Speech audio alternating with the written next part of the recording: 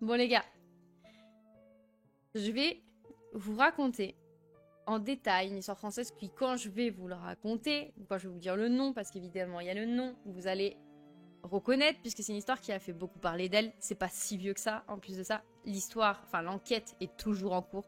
Donc il n'y a pas de meurtrier attitrement trouvé et mis en prison. Donc on n'a pas encore de responsable vraiment. C'est une histoire qui va vous rappeler beaucoup une autre histoire et elle va beaucoup être comparée à une autre. Et donc du coup, mais vous allez très vite reconnaître, ok? Je vais vous mettre un petit peu dans l'histoire pour vous expliquer un petit peu avant que tout se passe, une mise en situation, parce que si je vous raconte directement le truc, vous allez me dire, mais attends, mais voilà, ça arrive beaucoup trop vite, on n'a pas le avant, le pourquoi. L'histoire va se passer à Cagnac-les-Mines, dans le Tarn. Donc c'est une commune qui se trouve en France, qui se trouve dans le Tarn, une toute petite commune, un tout petit village. Il y a là, du coup, dans ce village, un couple avec ses 2 enfants qui y vit dans une maison en cours de construction, donc qui n'est pas finie d'être construite, et qui serait, a priori, une famille sans histoire, comme dans beaucoup d'histoires. Vous l'entendrez. Delphine Jubilard, une infirmière et mère de 33 ans, disparaît dans la nuit du mardi 15 au mercredi 16 décembre. Elle se volatilise.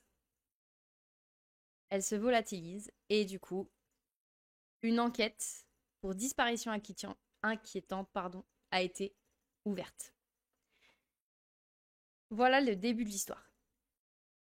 Les faits, c'est que, du coup, comme vous l'avez compris, ça se passe juste avant Noël.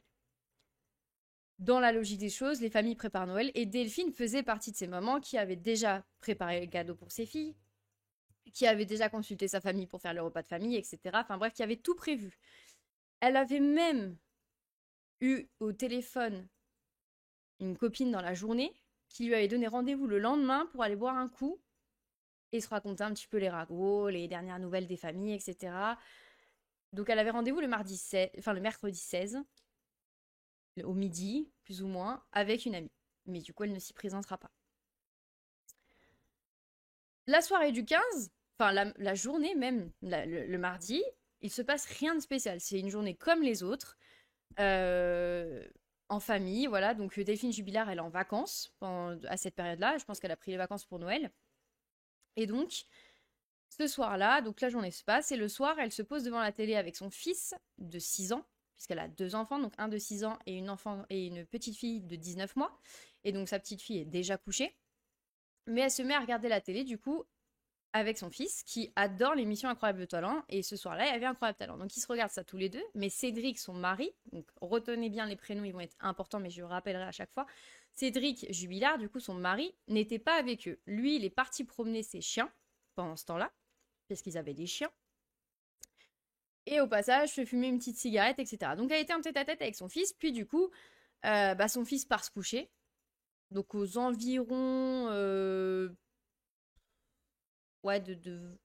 22h30, 23h, quelque chose par là. Il n'y a pas d'horaire précis, plus ou moins, ce serait par là. Entre-temps, Cédric rentre. Et il faut savoir que, et c'est là que vous avez commencé à sentir l'embrouille, ce couple était en instance de divorce à la demande de Delphine. C'est-à-dire que Delphine avait demandé le divorce. Cédric n'était pas du tout pour, mais il s'y était accoutumé. Et c'était un divorce à l'amiable. Donc c'est-à-dire qu'ils avaient quand même pris des avocats, mais c'était un divorce qui, en théorie, ne se passait pas mal. Même si Cédric n'était pas OK. Donc ils ne dormaient pas ensemble, et donc Cédric, une fois après être rentré, d'avoir promené ses chiens, lui, il est parti se coucher. Voilà. L'histoire se termine là, la soirée se termine là. Donc Cédric, apparemment, lui, donc son fils finalement serait couché plutôt vers 22h. Cédric, lui, apparemment, il part se coucher, selon ses dires, vers 22h30, après avoir fumé une dernière cigarette et après avoir promené ses chiens. Dans la nuit, Cédric est réveillé par sa petite fille de 19 mois qui pleure puisque visiblement elle aurait perdu sa tétine pendant qu'elle dormait. Chose tout à fait logique. Donc ce serait vers visiblement 3h30 du matin. Donc là il se réveille, il va voir sa fille, il lui redonne la tetote, tout va bien. Et là il trouve bizarre parce qu'il se rend compte que Delphine n'est pas là. Donc il descend au salon, il se dit que peut-être elle s'est endormie devant la télé. Et là il arrive dans le salon, il n'y a personne. Il cherche un peu dans toutes les pièces, parce qu'apparemment ils avaient plusieurs chambres, donc il cherche dans plusieurs chambres. Voilà, il ne trouve rien. Il ne la trouve pas. Il sort dehors, faire le tour de la maison, voir si jamais elle serait partie prendre l'air, soit disant qu'apparemment une fois elle se serait endormie dehors parce qu'elle regardait les étoiles filantes. Voilà. Elle part dehors. Enfin, il part dehors la chercher, il ne trouve pas. Il décide d'envoyer un message du coup. C'est grave ça, Meia. Heureusement, c'était que des vieux, mais salut Logou et salut Pericab, bienvenue sur le live. Il rentre à la maison et il décide d'envoyer du coup un message sur Messenger aux copines les plus proches de Delphine, qui avaient fait un groupe pour l'anniversaire de Delphine qui visiblement était quelques temps après. Il leur envoie un message en leur disant « Est-ce que vous avez vu Delphine? Est-ce que vous savez où elle est? Est-ce qu'elle est chez vous? Juste, si c'est le cas, dites-le moi. »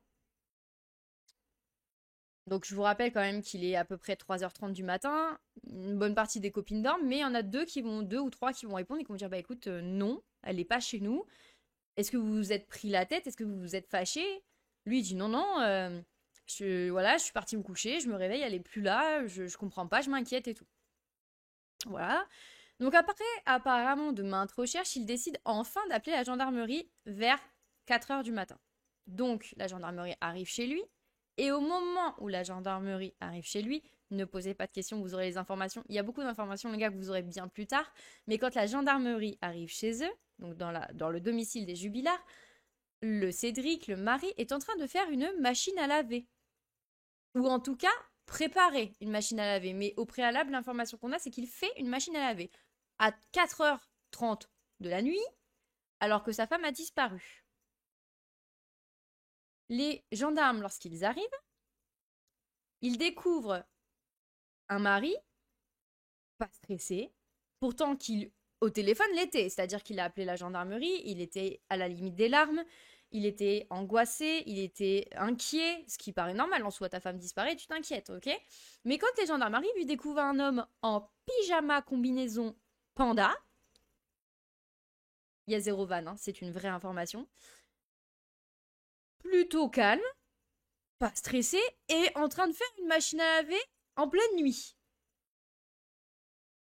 Alors, je sais pas ce que vous en pensez, mais... voilà. Donc là, forcément, la police, elle pose plusieurs questions. Oui, c'est ça, Valou, hein, ça paraît évident. Donc, comme par hasard, la gendarmerie lui pose plusieurs questions. Bah, pareil, plus ou moins. Est-ce qu'ils se sont fâchés? Machin. Donc là, Cédric explique que ils sont en instance de divorce, mais que lui, il est OK avec ça, qu'il n'y a pas de souci, que ça se passe bien, que non, ils se sont pas pris la tête, que justement, il comprend pas pourquoi elle est partie. Delphine serait partie, du coup, uniquement avec son téléphone. Elle n'aurait pris ni papier d'identité, ni argent, ni son sac à main, rien du tout. Elle a pris uniquement son téléphone. En pleine nuit. Pour promener, enfin en pleine nuit tout court. De là, en fait, Cédric explique aux gendarmes qu'en fait, sa femme serait partie promener les chiens. Alors que je le rappelle, Cédric a déjà promené les chiens dans la soirée. Mais paraît-il que du coup, Cédric dit en fait à la police que Delphine est partie promener les chiens, donc plus ou moins dans la nuit, mais que du coup, les chiens sont revenus tout seuls au domicile. Et que c'est là que ça y a fait tilt au moment où les gendarmes sont arrivés, c'est que les chiens d'habitude, apparemment, ils les rentrent au garage pour qu'ils dorment au chaud la nuit, et que là, du coup, ils étaient en plein milieu du jardin.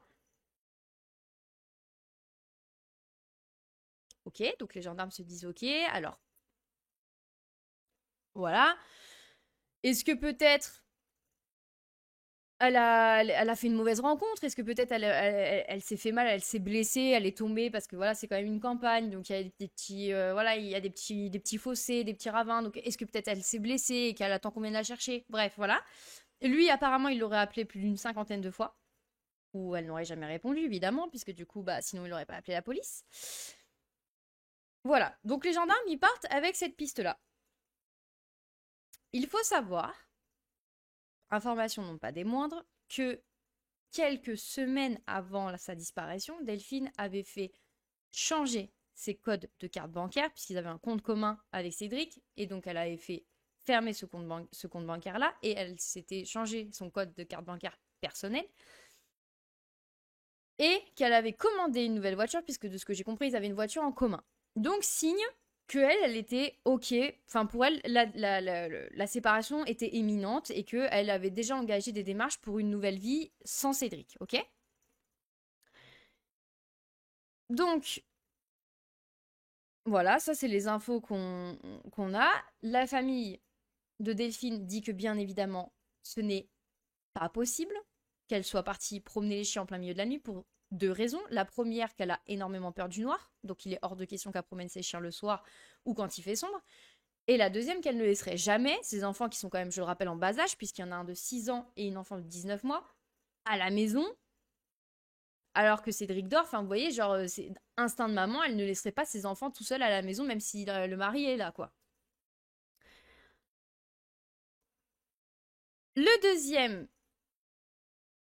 témoignage qui est apporté et qui va confirmer ce que la famille de Delphine dit, c'est que les voisins expliquent que très concrètement, Delphine ne voulait pas s'occuper des chiens, qui visiblement étaient surtout ceux de Cédric, et elle, ça ne l'intéressait pas du tout, et depuis qu'ils avaient les chiens, elle ne les avait pas sortis une seule fois, pas une seule, même en pleine journée. Donc ça veut dire que là, par envie, par pulsion, en pleine nuit, alors qu'elle a peur du noir, qu'elle laisse ses enfants et qu'elle en a rien à péter des chiens, elle va promener ses chiens. Vous êtes bien d'accord qu'il y a quelque chose qui va pas. Donc, voilà. Donc l'enquête démarre le dimanche 20 décembre, où les gendarmes décident du coup de fouiller les points d'eau aux alentours. Donc je vais faire quelques petits lire par moment mes notes parce qu'il y a beaucoup de dates et que je veux pas me tromper, donc je vais essayer d'être le moins chiant possible. Mais et coucou girafe, excuse-moi. Il y a des revues pour prouver qu'il a appelé. Oui, oui, oui, ils ont regardé son téléphone, Balou. Bah, tu prends aussi tes papiers d'identité. Bah, disons que. Non, pas pour promener des chiens, mais bon, quand même, tu vois. C'est juste un fait pour dire qu'en gros, elle avait pas de papier sur elle. Le gosse, il était avec. Ouais, mais il est con comme un balai. Le gosse, il était avec sa mère. Quoi, Mia? Pas compris. En plus, c'est en plein hiver. En plus, c'est en plein hiver, exactement. Donc, du coup, le 20 décembre 2020, les gendarmes fouillent les points d'eau aux alentours du domicile au cas où, puisqu'à ce moment-là, à aucun moment il est envisagé une piste criminelle. À ce moment-là, on envisage potentiellement un accident, potentiellement un malaise. Voilà, vraiment, vraiment pas. On n'est pas sur une. Même sa famille d'ailleurs, même ses amis, etc., ne sont pas du tout dans une optique de. Elle s'est fait enlever, elle s'est fait agresser, elle s'est fait. Voilà, non, ils sont vraiment dans une optique de. Ok, peut-être qu'elle est sortie, elle voulait prendre l'air, voilà, elle s'est blessée, elle est tombée, elle peut pas nous prévenir, son téléphone a peut-être plus de batterie. Voilà, ils sont un peu dans le rationnel pour essayer de se rassurer, ce qui paraît, je pense, logique pour tout le monde. Donc les gendarmes fouillent les points d'eau autour du domicile, qui je rappelle c'est un tout petit point d'eau, enfin une toute petite commune plutôt, pardon. Et pendant 4 jours, un important dispositif avec beaucoup de gendarmes, etc., va être mis en place pour faire des recherches toutes aux alentours. Le mercredi 23 décembre, là, il y a une information judiciaire qui est ouverte pour arrestation, enlèvement, détention ou séquestration arbitraire contre X. Puisque, à ce moment-là, évidemment, ils n'ont pas de témoins, ils n'ont pas de suspects, ils n'ont pas de scène du crime, ils n'ont pas d'indices, ils n'ont absolument rien. D'accord? Ils n'ont rien du tout. Donc ils ouvrent contre X une information judiciaire parce que c'est plus une disparition inquiétante à ce niveau-là. Le jeudi 24 décembre, donc la veille de Noël, ils perquisitionnent le domicile des jubilards. Ne me demandez pas pourquoi ça n'a pas été fait le jour J, je n'en sais strictement rien. Je ne comprends pas, moi la première. Et vous allez voir qu'il y a beaucoup de problèmes tout au long de l'enquête venant des enquêteurs, venant de la gendarmerie, beaucoup de trucs qui ne vont pas. Et on ne sait pas pourquoi ça s'est passé comme ça. Et peut-être que si ça s'était passé autrement, actuellement, on aurait certainement des réponses.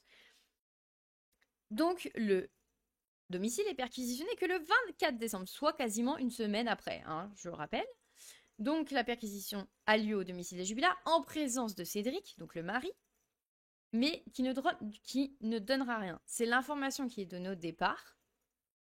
C'est l'information qui est donnée au départ, mais vous allez voir que ça va changer.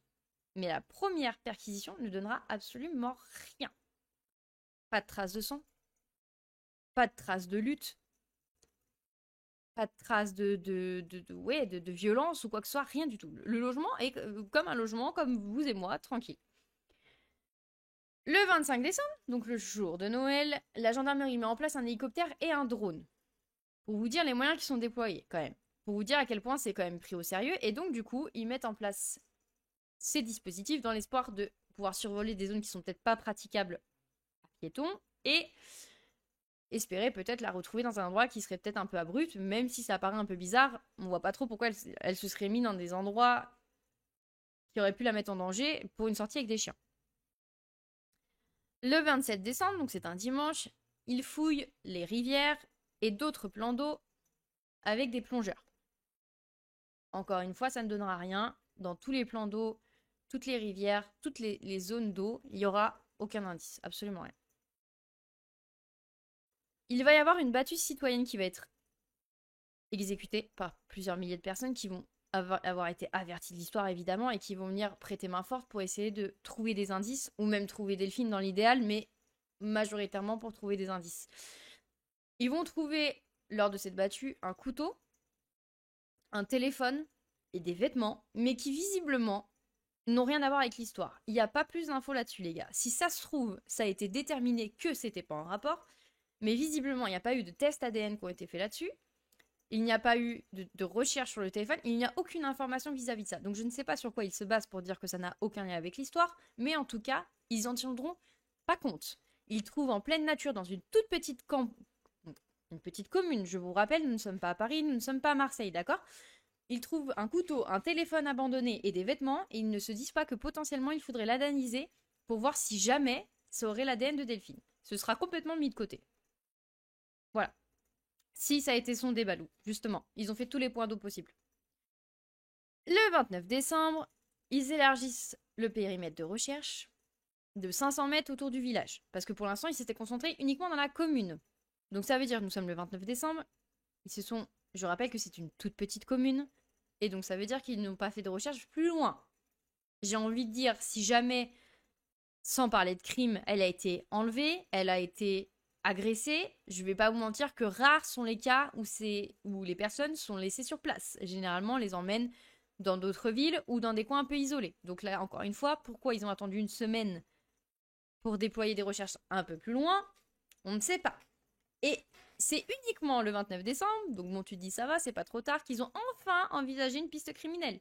Parce que, bah, en fait, ils se rendent bien compte qu'elle avait aucune raison de partir et que elle a laissé pas de traces. Elle n'a laissé aucune trace et elle n'a pas pris des vêtements, elle n'a pas pris ses papiers d'identité, elle n'a rien pris. Pas comme si elle prévoyait un départ. Elle n'a rien prévu. En tout cas, elle comptait revenir chez elle dans tous les cas, même si elle est sortie. Donc, ils envisagent enfin la piste criminelle au bout d'une semaine. 2 semaines même, quasiment. Vu que c'est bientôt la rentrée après les vacances de Noël, ils décident de mettre une cellule psychologique qui est mise, enfin, de mettre en place une cellule psychologique dans la commune, puisque, bah, évidemment, je vous le rappelle, c'est extrêmement petit et donc tous les gens du village sont extrêmement choqués. Pour la plupart, ils sont inquiets, ils se disent comment c'est possible qu'une femme disparaisse et que personne ne voie rien. Donc, voilà. La maison des Jubilards est du coup mise sous scellé, donc ça veut dire que Cédric n'a plus le droit d'y vivre, ni les enfants, ni personne. Elle est mise sous scellé, donc elle doit rester à disposition de la police et personne ne doit y aller.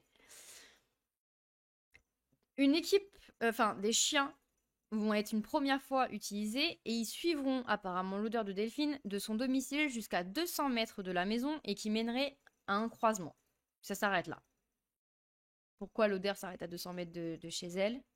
Ça veut dire que potentiellement, peut-être qu'elle a été mise dans une voiture ou peut-être qu'elle est montée en voiture. Enfin, ça aussi, je trouve ça extrêmement bizarre de pourquoi l'odeur peut s'arrêter en plein milieu. Voilà. La seule solution qu'il y a, pour être très honnête, les gars, et je pense que vous le savez, c'est que elle soit montée dans une voiture ou qu'on l'ait mis dans une voiture dans tous les cas. Parce que, voilà. Attends, Balou. Attends.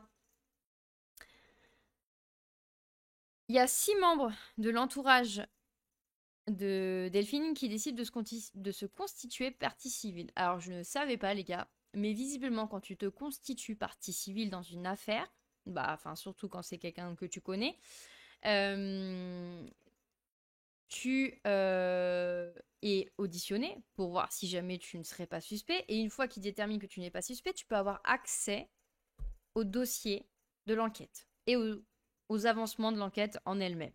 Donc la famille fait ça pour avoir des indications sur où en est l'enquête et si jamais ils ont des pistes.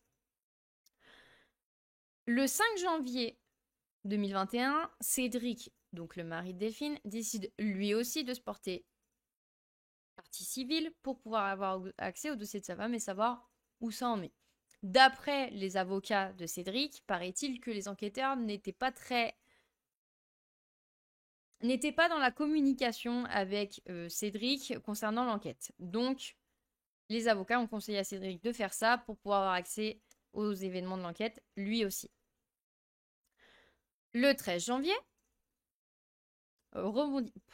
premier rebondissement, parce qu'il y en aura plusieurs, premier rebondissement, un message est posté sur Facebook via le Facebook de Delphine. Donc un message est posté via le compte Facebook de Delphine sur un groupe sur lequel elle était membre, mais c'est un message vide. Il n'y a rien d'écrit dedans. Vous savez, c'est les messages qu'on envoie, on peut même faire ça en SMS où il n'y a rien dedans. Et il sera quasiment instantanément supprimé. Sauf que les proches étant quand même en alerte de voir si elle donnait des signes de vie sur les réseaux sociaux, vont voir ce message apparaître dans le groupe et donc vont le prendre en screen et vont l'envoyer aux enquêteurs. Sachant qu'au même moment, ils vont aller voir sur Messenger et ils vont voir qu'elle est connectée. Vous savez, vous avez la petite pastille verte qui met quand vous êtes connecté sur Messenger. Et donc là, ils vont voir qu'elle est connectée sur Messenger. Beaucoup de personnes de sa famille qui vont s'en rendre compte vont lui envoyer des messages pour lui demander si elle va bien, pour lui demander de donner des nouvelles, etc. Évidemment, il ne se passera rien. Et information importante, personne, absolument personne, n'a les codes d'accès au compte de toutes les applications qu'elle peut avoir, Delphine, pas même son mari. C'est-à-dire que ni son mari, ni sa famille, ni ses amis ne pouvaient accéder à son compte Facebook, hormis elle, ou quelqu'un qui aurait son téléphone. Du coup, parce que l'application a déjà le mot de passe de rentrée. Mais en tout cas, personne n'aurait pu accéder via eux, leur propre téléphone ou ordinateur. Donc à ce moment-là, la police se dit, est-ce que son compte se serait pas fait pirater? C'est envisagé. Mais ce sera pas une piste qui sera sérieusement suivie, puisqu'apparemment, il n'y aura pas d'autres activités, donc il s'arrête là. Le 18 janvier, on refait un sondage des rivières, notamment dans une rivière qui apparemment se trouve dans la commune ou près de la commune, mais qui est difficile d'accès, enfin pas d'accès, mais de recherche parce qu'elle est extrêmement profonde et l'eau est extrêmement trouble. Donc apparemment, les plongeurs vont pas mal galérer. Mais pareil, encore une fois, ça ne donnera rien.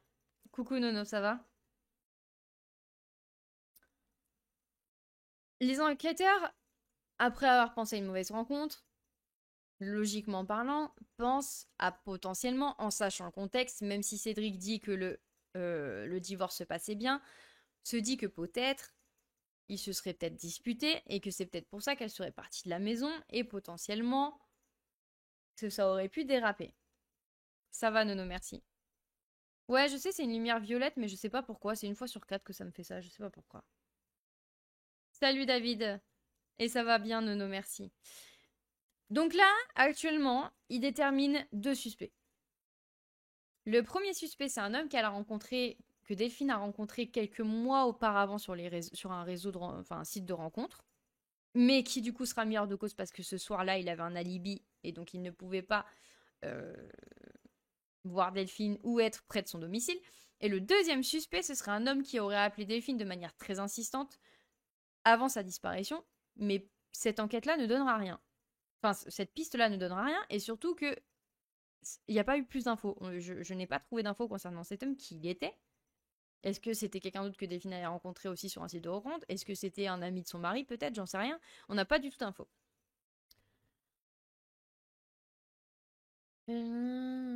Ça marche, Nono. Le 17 février, La mère de Cédric, ok, décide de poster un message sur Facebook. Je vais vous le lire puisque j'ai eu accès. Enfin, j'ai pas eu accès au Facebook, mais j'ai eu accès du coup au message qu'elle a mis. J'en ai trop sur le cœur. Je suis triste de voir à quel point les gens peuvent parler sans savoir réellement les choses. Quel couple, lors d'un hypothétique divorce, ne s'est jamais disputé? Au max. Merci Amine pour le follow. Bienvenue, comment vas-tu? Lors d'un hypothétique divorce ne s'est jamais disputé, aidez-nous à retrouver ma belle-fille, prenez votre voiture et baladez-vous dans les environs, cela nous sera plus utile que vos bavardages inutiles et non constructifs. Donc à ce moment-là, la mère de Cédric, évidemment, prend le parti de son fils et dit qu'elle est là. Enfin, voilà, son fils n'a absolument rien à voir avec ça, et donc elle aimerait que les gens arrêtent de s'acharner sur son fils. L'avocat de Cédric fait une réclamation pour que Cédric soit enfin auditionné, pour qu'il soit enfin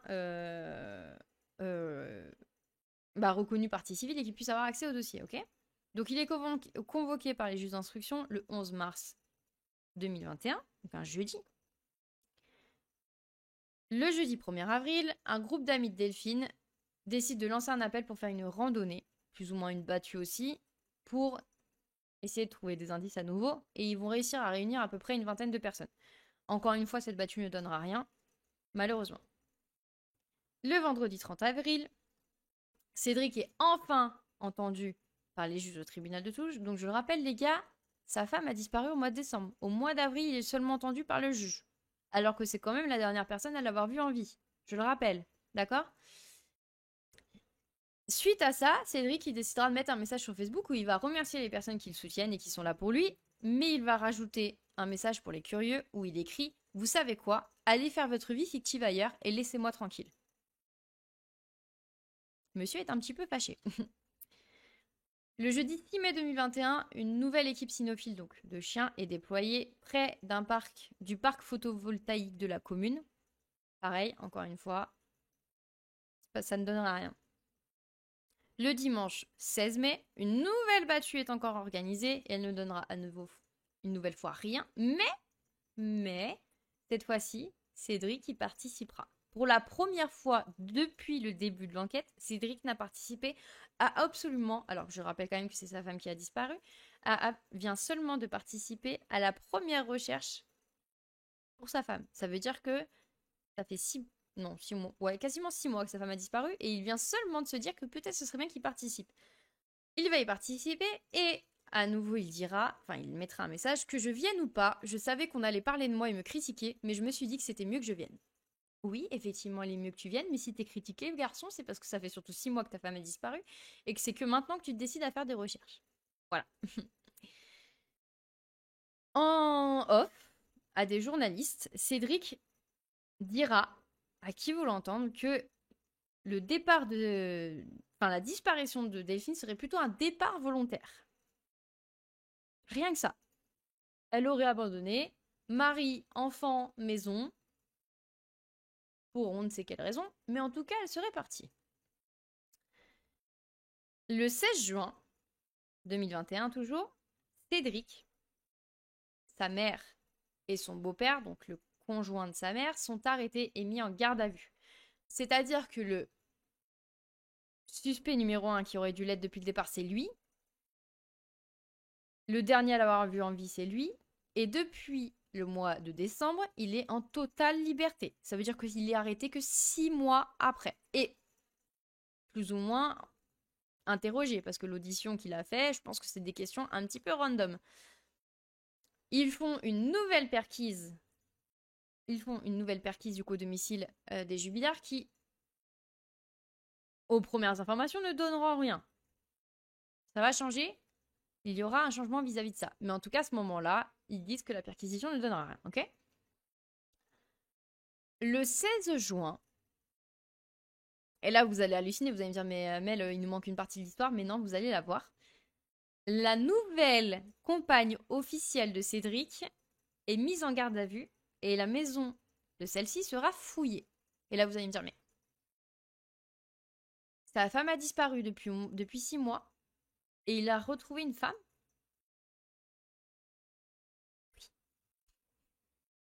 Oui. Si je puis me permettre, le culot, 2 points, open the guillemets, ok? ne... alors attendez, j'ai fait... Ouais, je vais vous raconter un petit peu comment ça s'est passé leur rencontre. Donc, il faut savoir qu'ils se sont rencontrés via par le biais du fils de celle-ci qui s'appellerait Sandrine aux dernières nouvelles. Parce que selon les articles, elle avait un nouveau prénom. Il y a eu Sandra, Sandrine et Séverine. Alors je ne sais plus, je crois que c'est Sandrine ou Séverine. Je crois même que c'est Séverine d'ailleurs, parce qu'il y a eu plusieurs histoires. Alors apparemment pas Balou. Séverine en tout cas, l'histoire de Séverine, c'est que il jouait, enfin il connaissait son fils. Et elle, en fait, elle lui a envoyé un message de soutien sur Facebook en 2020. Je sais, bah, quelques temps, ouais, quelques temps après l'histoire, la disparition. Et de ce fait, ils ont commencé un peu à faire connaissance. Et bah, plus si affinité en tout cas, parce que du coup, ils se sont mis ensemble.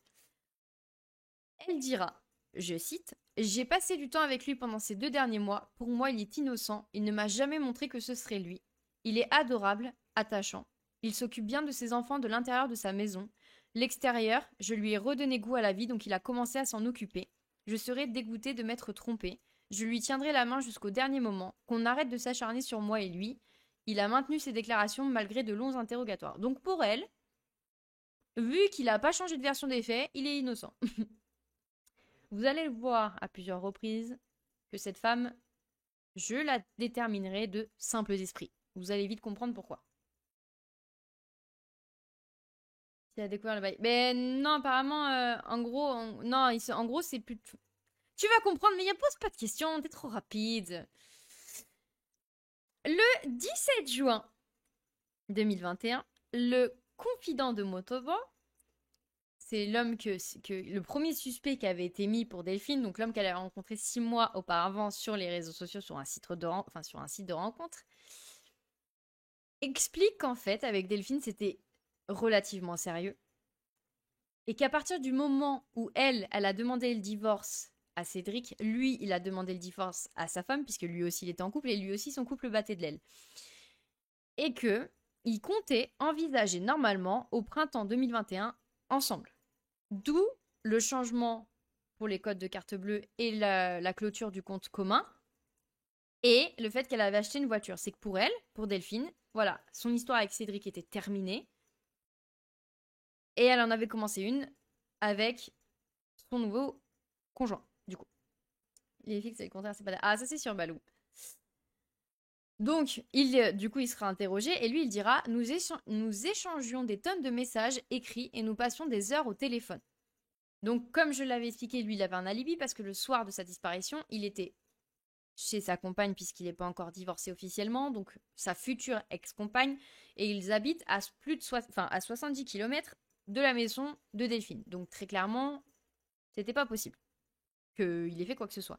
Et il expliquera que la dernière fois qu'il a eu des nouvelles de Delphine, salut SKL, ça va? Et il dira qu'en fait, la dernière fois qu'il a eu des messages de Delphine, c'est vers 23h, donc le soir de sa disparition. Et c'était une photo sur Snapchat qu'elle lui a envoyée, avec un bonne nuit mon amour, et une photo d'elle, en tenue de nuit, donc plus ou moins en pyjama ou nuisette ou j'en sais rien, et visiblement qui sortait de la douche. Donc pas du tout une femme qui avait prévu de ressortir. Pas du tout une femme qui avait prévu d'aller promener des chiens. Pas du tout une femme qui avait prévu d'aller prendre l'air. Une femme qui était partie pour aller se coucher. Voilà. Et là, les gars, c'est le moment où vous allez commencer à péter votre crâne, ok? Parce que en interrogeant l'amant de Delphine, puisqu'elle aussi n'était pas officiellement divorcée, donc on peut considérer que c'est un amant. Bah, du coup, les gendarmes en parlent à Cédric et Cédric dit oui. Alors Cédric dira que lui, il était absolument pas au courant que sa femme avait un amant, qu'il n'était pas du tout au courant de son existence. Mais le problème, c'est que quand les gendarmes vont fouiller le téléphone de Cédric, ils vont découvrir des photos de l'amant de Delphine dans son téléphone. Alors pourquoi il y avait des photos de l'amant de Delphine dans son téléphone, j'en sais rien, mais toujours est-il que sacrée coïncidence quand même pour quelqu'un qui n'est pas au courant que sa femme se tape quelqu'un d'autre et qu'en plus, comme par hasard, c'est la photo de ce mec-là en question qu'il a dans le téléphone. Compliqué. Donc là, en fait, les enquêteurs commencent à se dire que son histoire que sa femme elle est partie en pleine nuit, machin, etc., ça tient pas la route. Et que finalement, tout ça serait peut-être une histoire, tout ça serait peut-être tout simplement qu'un féminicide. Et que malheureusement, comme dans beaucoup d'histoires, il n'aurait pas supporté d'apprendre que sa femme avait quelqu'un d'autre et aurait un petit peu pété les plombs. Voilà. Ouais, peut-être Balou, c'est ça. Donc, les enquêteurs pensent que Cédric, le soir de la disparition de Delphine, serait tombé sur les échanges sur le téléphone de Delphine avec cette personne et qu'il aurait pété les plombs au point de passer au meurtre. Petit aparté, et là vous allez rigoler aussi, c'est cocasse, une cagnotte a été mise en ligne au début de vers le début de la disparition de Delphine en soutien à Cédric par la famille de Cédric. C'est-à-dire que la propre famille de Cédric a fait faire une cagnotte pour son fils. Je sais pas ce que vous en pensez, mais je trouve que ça a quand même un certain culot. Hein. Je sais pas ce que... Voilà, hein, faire de la moula sur la disparition d'une femme, je trouve pas ça terrible. Sauf que la famille de Delphine n'a pas été mise au courant.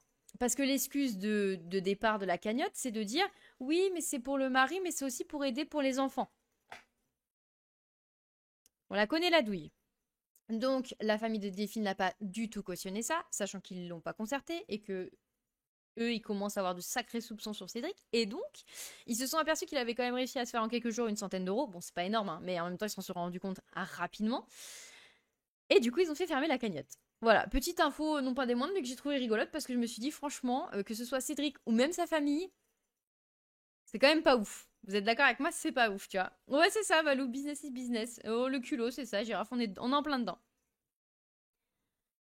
Vendredi 18 juin 2021, Cédric est enfin, parce que je pense que comme vous et moi, vous vous doutez quand même bien depuis le début que son histoire qu'elle est partie promener les chiens, ça ne tient pas du tout la route, qu'il enchaîne les mensonges, il n'y a rien qui va.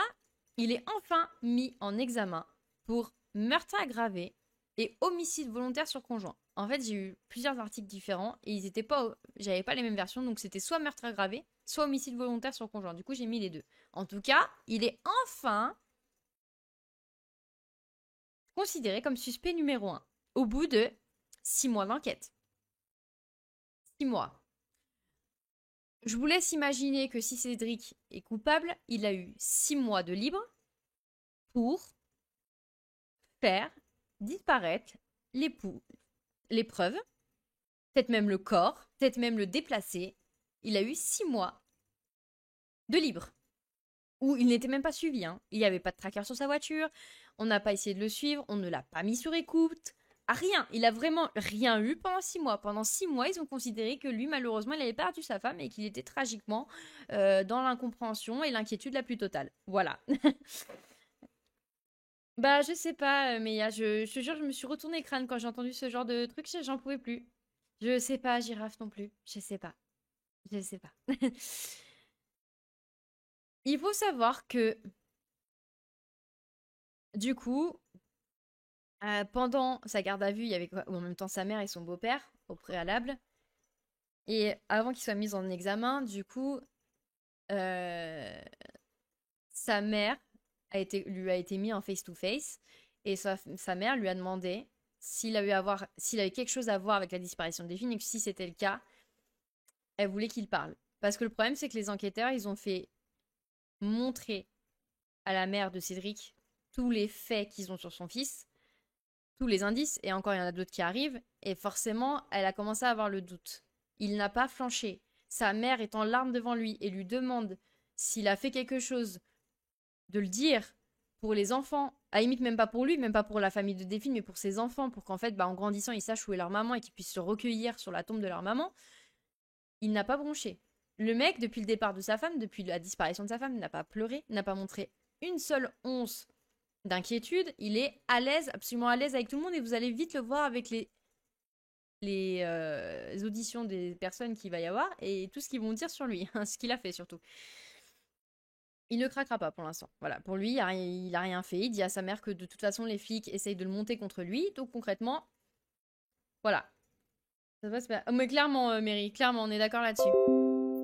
Donc du coup, bref, sa mère et son beau-père sont relâchés, puisque visiblement, eux ne sont au courant de rien. Donc bah, ils vont pas les garder en détention. Maintenant, pour vous expliquer un petit peu le caractère de chacun des deux parties, j'ai fait des recherches sur l'enfance et le caractère de Cédric, qui est aux petits oignons. Vraiment, vraiment, vous allez voir, je vais vous dépeindre vraiment l'homme idéal. Vraiment. Vous allez tomber... Franchement, le peu de femmes qui a sur mon live, vous êtes obligés de tomber amoureuse parce que franchement, il a toutes les qualités requises pour le marier. Mais c'est sûr, HR 100%, on va les appeler. Alors, il faut savoir que Cédric, quand il naît, son père ne le reconnaît pas. C'est-à-dire qu'il ne veut pas être considéré comme son père. Et donc, du coup, il fuira visiblement le domicile. Encore un père courageux, il y en a beaucoup. Et sa mère, visiblement, au moment où elle accouche de Cédric, et même qu'elle tombe enceinte de Cédric, elle est dans des grosses, grosses difficultés financières et elle n'est absolument pas apte à pouvoir s'occuper de son enfant. Donc Cédric sera placé à l'âge de 2 ans dans une famille d'accueil, qui sera très bien, puisqu'apparemment, il va y rester, je crois, jusqu'à ses 4 ans, donc 2 ans, où ça se passait très bien et qu'il avait un bon équilibre, sauf qu'on ne sait pas pourquoi. Il a été ensuite redéplacé par les services sociaux et après, ça n'a pas arrêté. Donc il a eu plus ou moins une once de stabilité dans cette famille d'accueil, visiblement, où il s'y plaisait bien, et la famille d'accueil témoignant en disant que c'était un garçon vraiment bien, mais qui avait besoin de stabilité, et voilà, qui était pas pire qu'un autre enfant placé. Et bah en fait, on va tout niquer en le plaçant encore ailleurs. J'ai envie de dire, vu les services sociaux que nous avons en France, je ne suis pas du tout étonnée par ces bonnes idées qu'ils ont pu avoir. Donc voilà, et il faut savoir que du coup, il va grandir en manque de stabilité, forcément en manque de confiance en lui. Bref. Bon appétit, girafe. Tout ce qu'il faut pas, quoi. Enfin, vraiment, ce qu'il faut pour un enfant, c'est de la stabilité. Et malheureusement, c'est ce qu'il n'a pas eu. Donc, il faut savoir que Cédric, il est dépeint par l'entourage général, même des collègues avec qui il a travaillé. C'est pour vous dire. Comme un homme qui est très renfermé. Enfin, qui est très renfermé. Qui n'aime pas... Enfin, en tout cas, au moment de la disparition de sa femme, qui n'a pas envie d'être mis en avant, en tout cas. Qui a toujours une capuche, qui a toujours une casquette, qui se cache un peu le visage, ouais. Il est décrit comme feignant et immature, à se demander si c'est pas mon ex. Il est connu pour avoir un sale caractère, vraiment. Il n'était pas du tout apprécié par la famille de Delphine, si bien que Delphine, quand elle le rencontre, son oncle et sa tante à Delphine se demandent qu'est-ce qu'elle lui trouve, quoi. Vraiment. Donc voilà.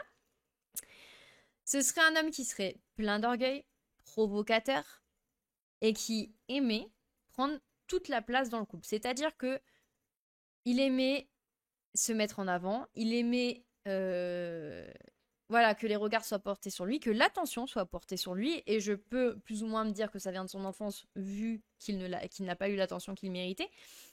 Et pour finir cette petite recette aux oignons, il était addict au cannabis et joueur de poker en ligne. Mes joueurs de poker en ligne, au point qu'il prenait la carte de sa femme dans son dos pour acheter des trucs de poker, et apparemment même sur un autre jeu vidéo, apparemment, alors ils ont pas dit le nom, je crois qu'ils ont pas le droit, mais ils ont pas dit le jeu, mais il aurait rencontré un collègue sur un jeu vidéo, ils l'ont interviewé, et il a dit qu'il était capable de claquer quasiment un SMIC par mois dans les jeux vidéo. Tout ce qu'on aime, vraiment tout ce qu'on aime.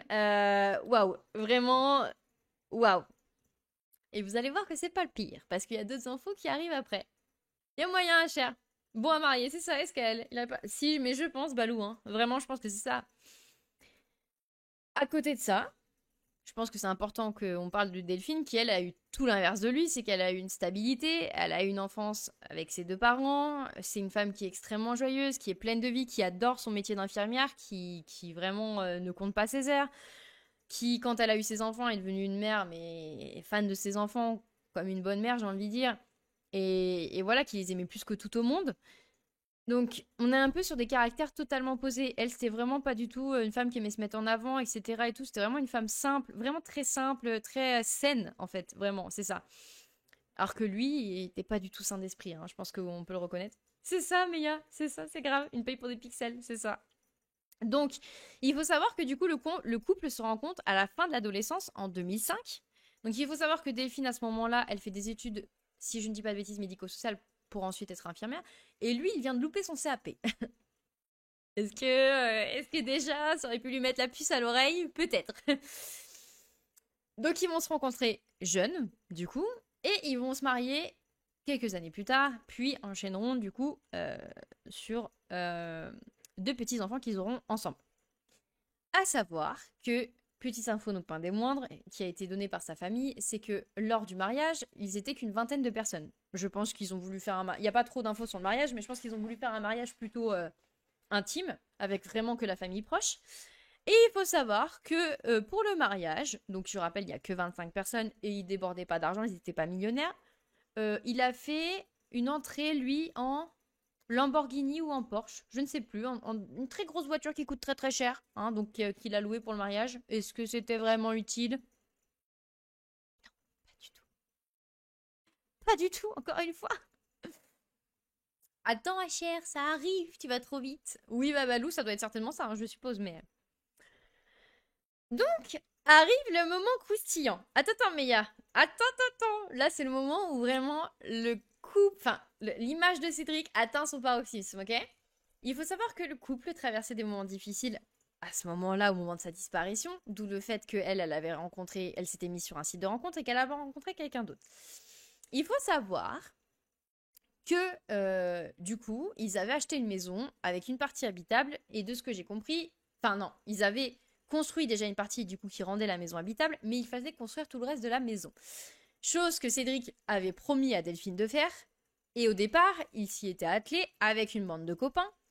Les copains sont venus 2 fois, ne sont jamais revenus, et Cédric a totalement abandonné la baraque. Ok? Ça faisait, en 2020, 10 ans que la maison était en construction et qu'elle n'était pas finie. Je vais vous montrer l'état de la baraque. Ok? Juste pour que vous ayez un petit peu la notion. Parce que c'est... Voilà. Voilà l'état de la baraque. Pendant 10 ans. C'est-à-dire que, oui, ok. Ok, c'était habitable. Dans le sens, t'as un toit, t'as 4 murs. On est ok là-dessus. Il y a des fenêtres.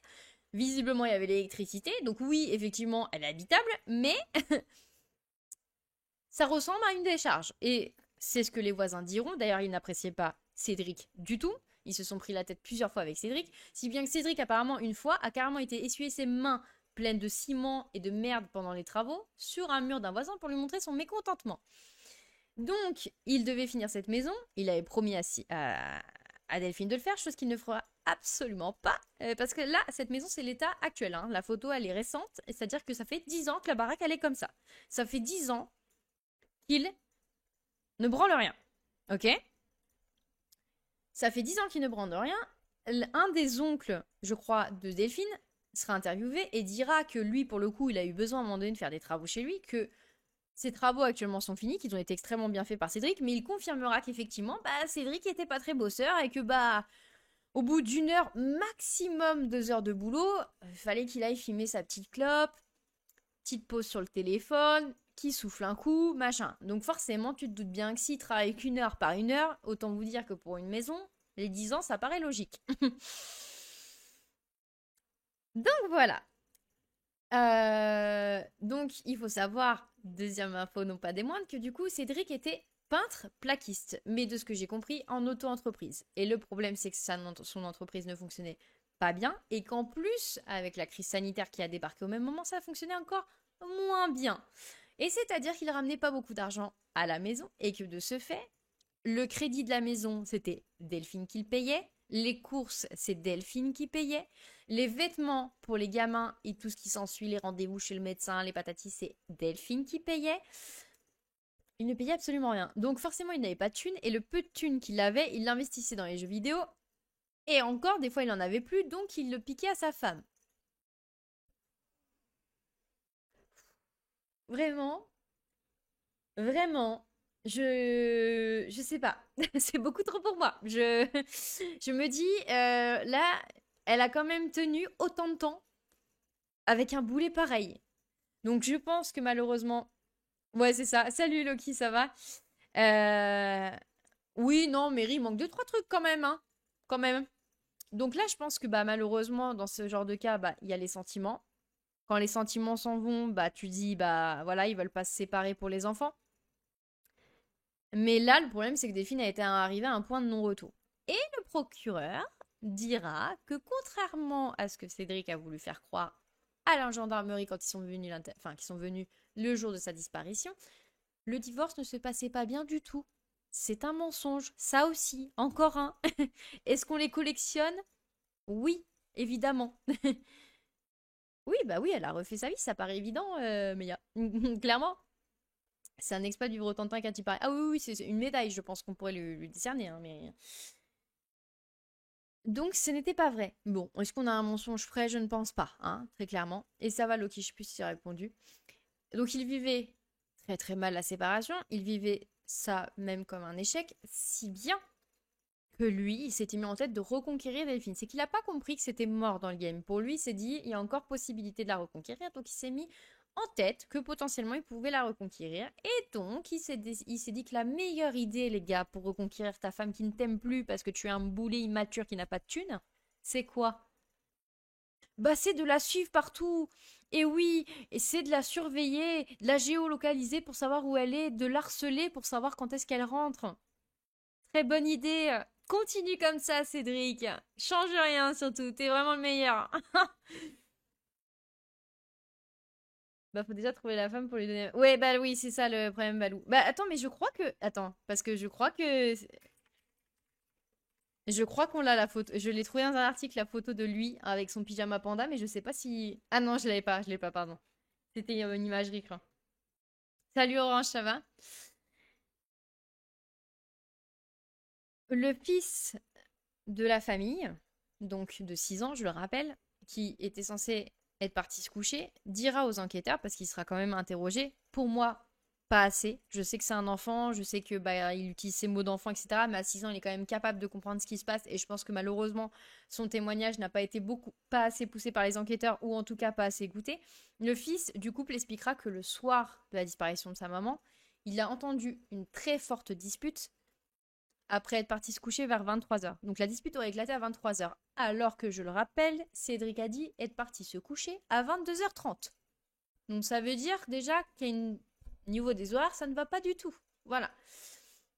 Il dira plus tard dans un autre interrogatoire, le fils du couple, que en plus d'avoir entendu, il aurait aperçu dans l'entrebâillement de la porte de sa chambre ses parents se prendre par les épaules.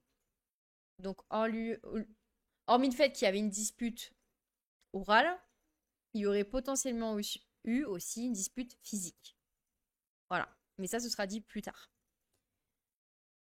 Les voisins sont auditionnés, comme je vous l'ai dit, sont interrogés, et deux voisines, une maman et sa fille, qui étaient apparemment dans leur jardin à ce moment-là, diront entendre des cris stridents et de détresse vers 23 heures venant d'une femme, mais paraît-il comme si c'était une femme qui était qu'on lui coupait l'air, donc comme si elle était étranglée, et qui appelait à l'aide. La gendarmerie demandera plus ou moins vers où ces deux personnes, enfin cette femme et sa fille ont entendu ce bruit-là. La famille, enfin la mère va renseigner, et dans le pâté, enfin dans les maisons qu'elle a sélectionnées vers où le bruit se dirigeait, il y a la maison de Cédric Jubilard et Delphine Jubilard. Pourquoi elles n'ont pas appelé la police? J'ai envie de dire comme dans 90% des enquêtes, parce que personne ne fait rien et attend que ce soit les autres qui fassent. Personnellement, j'entends une femme crier, je peux vous assurer que j'appelle les flics. Peu importe pourquoi elle crie. Hein, je vais pas aller vérifier par moi-même, j'ai pas envie de me retrouver dans une histoire qui ne me regarde pas. Mais encore une fois, il y a eu de l'inaction qui peut-être, en fait, aurait sauvé Delphine ce soir-là, qui peut-être, enfin on sait pas si c'était Delphine, mais dans l'hypothèse que c'était Delphine, peut-être que l'intervention de ces deux voisines aurait sauvé la vie de Delphine. Voilà, on remercie les voisines inactives. Voilà, super, c'est important. Eh oui, oui, mais c'est ça le truc. Les mentalités ne changent pas. Non mais Balou, il y a une différence entre des cris de joie et de bonheur et des cris de quelqu'un qui a peur de mourir, tu vois, quand même. Tu sais faire la différence. Si ta femme crie comme ça alors que tu lui fais l'amour, c'est pas bon signe. Ne me posez pas de questions, mais les prochaines informations qui vont venir dans l'enquête sont encore plus chaotiques que le début. Quand je vous dis que la police, ça a été du grand n'importe quoi du début jusqu'à la fin, on continue quoi. Non mais c'est ça, mais oui, je sais, Balou, t'inquiète pas. Forcément, on dira à Cédric, bah, qu'est-ce que vous avez à répondre au fait que votre fils vous a entendu et vu vous disputer avec votre femme alors que vous nous avez dit que non, et que des femmes ont entendu une femme hurler ce soir-là? Pas de réponse. Cédric ne sera pas en capacité de répondre, ou en tout cas, pas des réponses crédibles. Ne me demandez pas pourquoi, mais des analyses seront faites, donc plus de 6 mois après, même, oui, 6 mois après, seront faites, des analyses seront faites sur le siphon de la machine à laver et sur la couette avec laquelle Delphine dormait. Pourquoi 6 mois après, alors que quand les gendarmes sont arrivés, il y avait Cédric en train de préparer ou lancer une machine? Pourquoi attendre 6 mois? Parce que je vais pas vous mentir que le siphon de la machine à laver, t'as le temps de le laver au moins 15 fois, hein. Donc là, t'es tranquille. La couette, on en parle même pas. Donc, non mais c'est ça, Balou. Ouais, non mais c'est ça, hein. Cédric, il a lâché en... Pas compris, tu vois. Donc, ils font des analyses bien trop tardives. Et d'ailleurs, c'est ce qui jouera un petit peu... Enfin, sur quoi les avocats de Cédric essaieront de jouer, c'est qu'ils diront, bah, en fait, les gendarmes font des prélèvements sur des trucs qui actuellement ne sont plus viables du tout. Donc, même s'il s'avère qu'ils trouvent du sang, même s'il s'avère qu'ils trouvent de l'ADN, 6 mois après, c'est plus viable. Et je peux être d'accord avec eux d'une certaine manière. Nouveau... Enfin, ouais. Nouvelle information, non pas des moindres. Une voisine qui s'entendait bien avec Delphine visiblement, expliquait que Delphine garait toujours sa voiture dans le sens de départ. Et que le jour de sa disparition, justement, du coup, Delphine était en train de se garer, et que un des chiens lui a couru dessus et a failli traverser la route.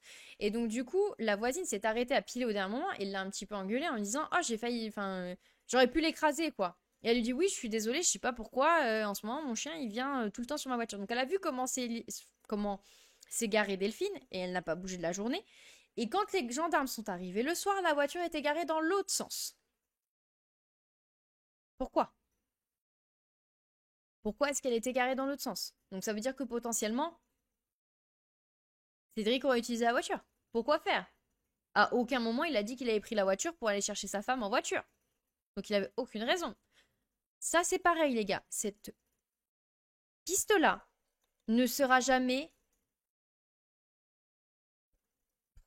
Je sais même pas quel mot on peut dire. Ne sera jamais... J'ai même pas le mot. ne sera même pas poursuivi, voilà. C'est-à-dire que ils savent que la voiture a été déplacée, que visiblement c'est pas Delphine qui l'a déplacée puisqu'elle n'a pas bougé de la journée, et ils se disent pas que peut-être c'est bizarre. Sachant que quand le soir ils sont arrivés à la maison, la voiture donc était pas garée dans le même sens et il y avait des traces de condensation dans la voiture. Donc vous savez, c'est quand il fait un peu froid, machin, que tu te mets dans la voiture, ça fait de la buée de merde dans la voiture. Et donc il y avait des marques de... Enfin, il y avait de la condensation alors que la voiture avait une fenêtre ouverte. Donc en théorie, la fenêtre ouverte empêche la condensation.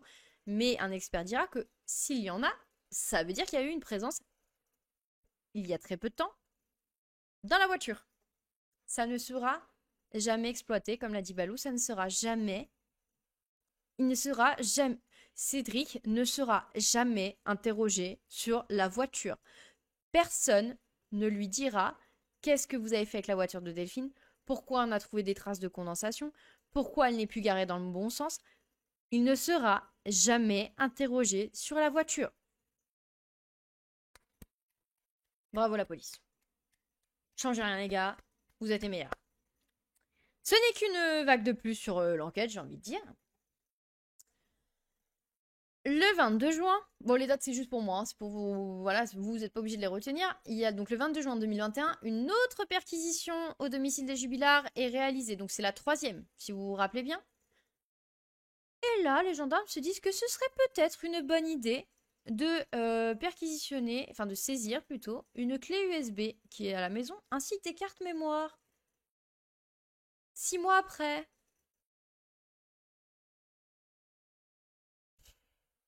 C'est une catastrophe. Vraiment, je vous jure que quand j'ai lu l'enquête, je me suis dit, je sais pas, je suis dépassée. Vraiment, je suis dépassée parce que la clé USB et les cartes mémoire, elles sont restées 6 mois à la portée de Cédric. Donc même si il y avait un disque compromettant, il a eu largement le temps de tout vider et de tout effacer, hein. Je sais pas, Mia. Non, je pense pas. C'est ça le pire. C'est ça le pire. Le 25 juin 2021, le juge des enfants, puisque je rappelle du coup, Cédric est incarcéré, enfin il est mis en examen, donc du coup il ne peut pas s'occuper de ses enfants, et la maman est disparue. Donc le juge des enfants décide de placer du coup les enfants chez la sœur de Delphine pour au moins 1 an. C'est la durée qui est déterminée à ce moment-là. Mais Cédric il est pas très content, parce qu'il aurait préféré, apparemment lui il aurait fait une demande pour que ce soit sa mère qui est la garde des enfants, mais ça n'a pas été dans son sens. Et visiblement, vu que la famille de Delphine Jubilard l'aimait pas trop, je pense que ça l'a un petit peu embêté. Mais bon, faut pas mentir, il n'a pas eu trop le choix. Une écoute téléphonique sera révélée où Cédric discute avec sa mère et dit, je cite, en parlant de sa femme, elle m'énerve, je vais la tuer, je vais l'enterrer et personne ne la retrouvera. Alors, on est bien d'accord qu'un divorce qui se passe mal, c'est ok. Il peut y avoir des insultes, il peut y avoir des guéguerres, il peut y avoir des embrouilles, etc. Personnellement, je n'ai jamais entendu un couple, même plein de haine, qui se sépare, dire qu'il a envie de la tuer et de l'enterrer pour que personne ne la retrouve. Je sais pas vous. Moi, personnellement, mon fils me dit ça, je lui dirais, écoute, mon garçon, là, t'as un gros problème, faut te faire soigner. Voilà, là, je pense que je me... Et donc, apparemment, la mère de Cédric, vu qu'il était énervé, a dit qu'elle n'en a pas pris compte, elle n'a pas pris ça au sérieux parce qu'elle s'est dit qu'il disait ça sur le coup de la colère. D'accord, ok. Bon, il est un petit peu malsain, ton fils, de dire ça sur le coup de la colère, mais c'est ok. Ok, ça va. Le mardi 6 juillet, l'avocat de Cédric fait une demande de liberté, une demande de mise en liberté de Cédric qui sera rejetée. La première d'une très longue série, parce que le problème c'est que les avocats disent que Cédric n'a absolument rien à faire en prison parce qu'il n'y a aucun indice qui le concerne directement, qui le mette vraiment en porte-à-faux. Mais ce qui lui pose problème, c'est tous les mythos de Cédric qui s'accumulent, plus les voisins, plus le fils, ça fait beaucoup. Donc, il se base, malheureusement, en fait, le juge, heureusement en même temps, j'ai envie de dire, sans que Cédric est coupable et arrive à le garder en détention, mais le problème c'est que, enfin en examen, mais pour l'instant, ils n'ont pas de vraies preuves tangibles qui l'incriminent sur ça. Ils vont retrouver, pendant la reconquête, si Balou, ça arrive, Coquinou, t'es trop pressé. Ouh, moi aussi, j'étais comme toi, mais t'inquiète, ça arrive. Dans une ultime tentative de reconquête de Delphine très pourrie, apparemment, Cédric lui écrira une petite lettre d'amour avec un petit passage qui sera dévoilé où il dit « Sache que c'est écrit avec le cœur, sache que je t'aime, je veux te montrer que tu peux me donner une seconde chance. » Et là, triste, Delphine lui répondra « Merci pour cette touchante lettre, j'en suis désolée. » Est-ce qu'on peut déterminer que c'est plus ou moins ok? Oui. Moi, quand j'ai lu ça, ça m'a fait un peu mal au cœur parce que je me suis dit, ça se trouve, il a fait une belle lettre de déclaration en mode t'es la femme de ma vie et tout ça. Et elle lui répond en mode m'en fous. Donc ça, voilà, c'est un peu triste. Ça m'a fait rire, mais c'est pas drôle du tout. Mais sur le moment, je me suis dit, waouh, il s'est mangé un giga mur.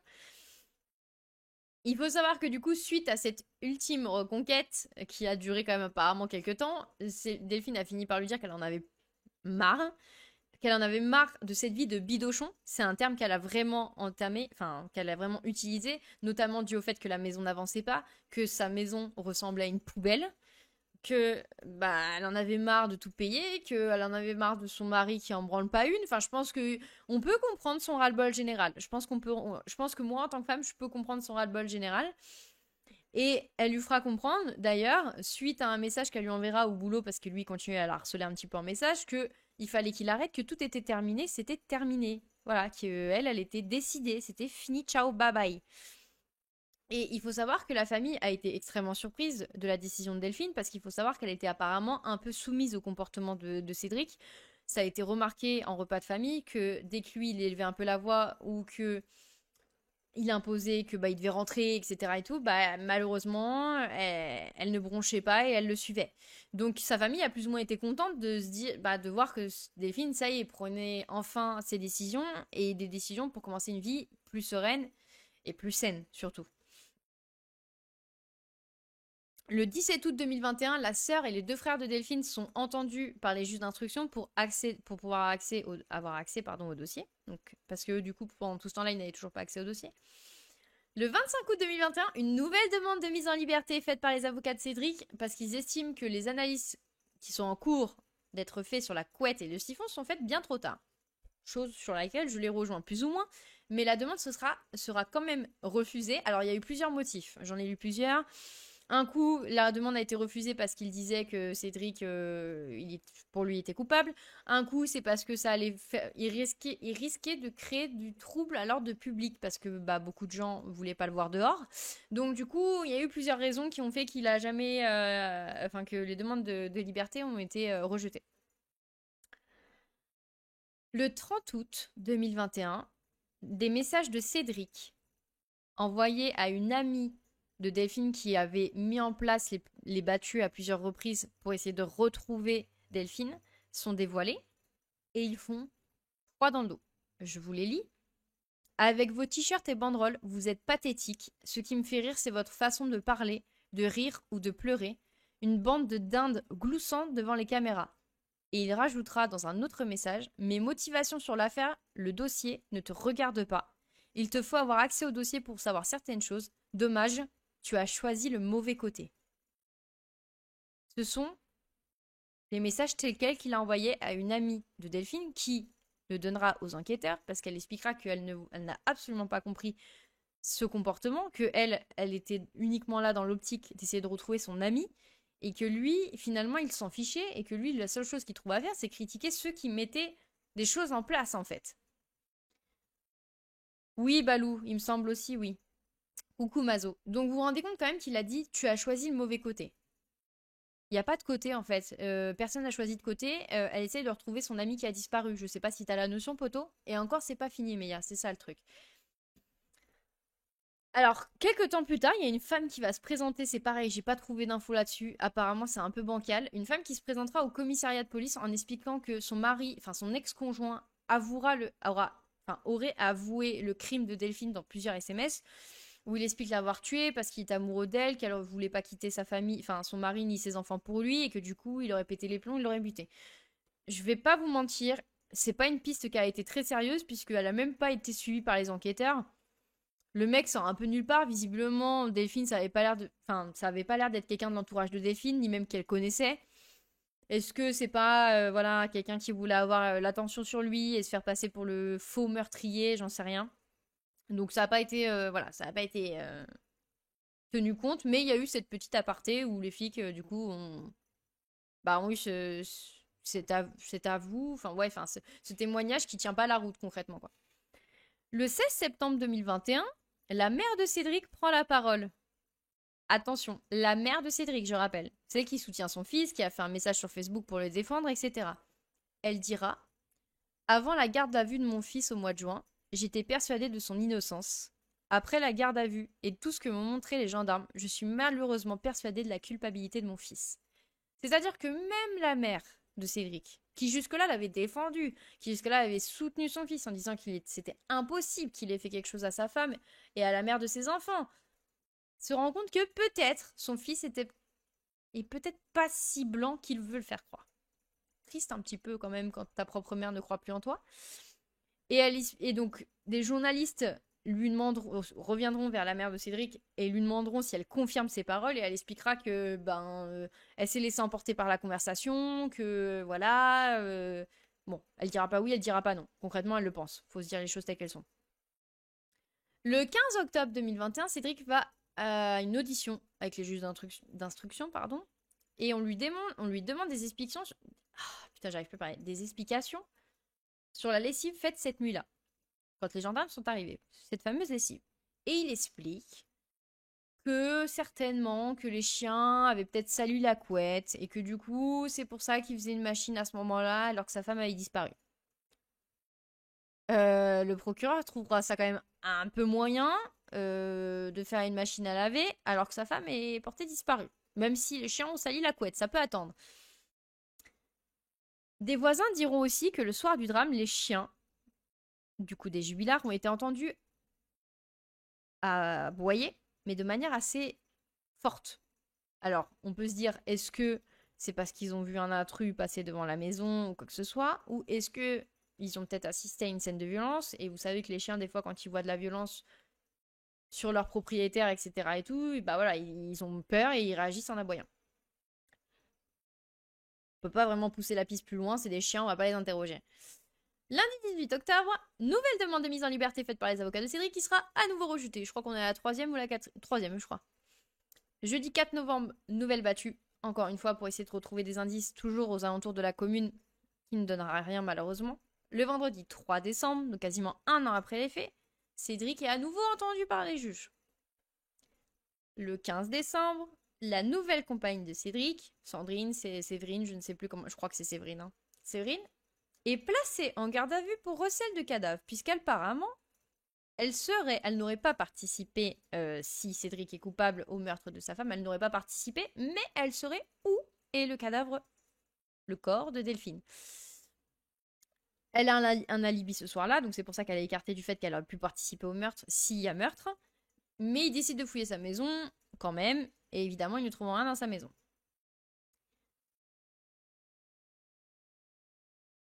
Elle, je sais pas trop quoi en penser. Est-ce qu'elle est potentiellement naïve? Est-ce qu'elle sait vraiment quelque chose et elle se fait passer pour une naïve? Je sais pas trop. J'avoue que c'est très compliqué. Et il faut savoir d'ailleurs que suite à leur rencontre, etc., leur bisbille avec Cédric, Cédric trouvera très intelligent, du coup, au moment où ils se sont mis ensemble, d'officialiser leur relation en mettant une photo de deux sur Facebook.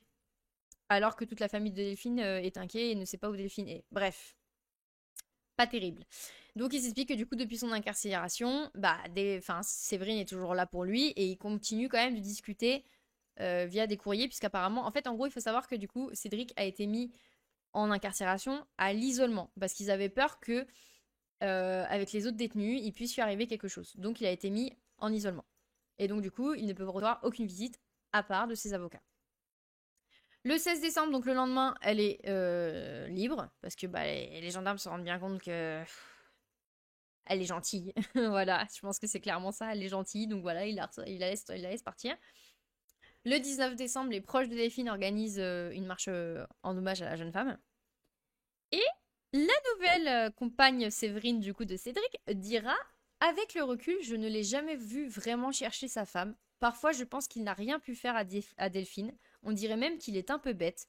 Mais à d'autres moments, il réagit un peu violemment et ne me paraît pas si bête que ça. Oui, Pérucab. Donc, ça veut dire que là, même elle, naïve un peu comme elle commence à se dire que c'est un peu chelou, ok?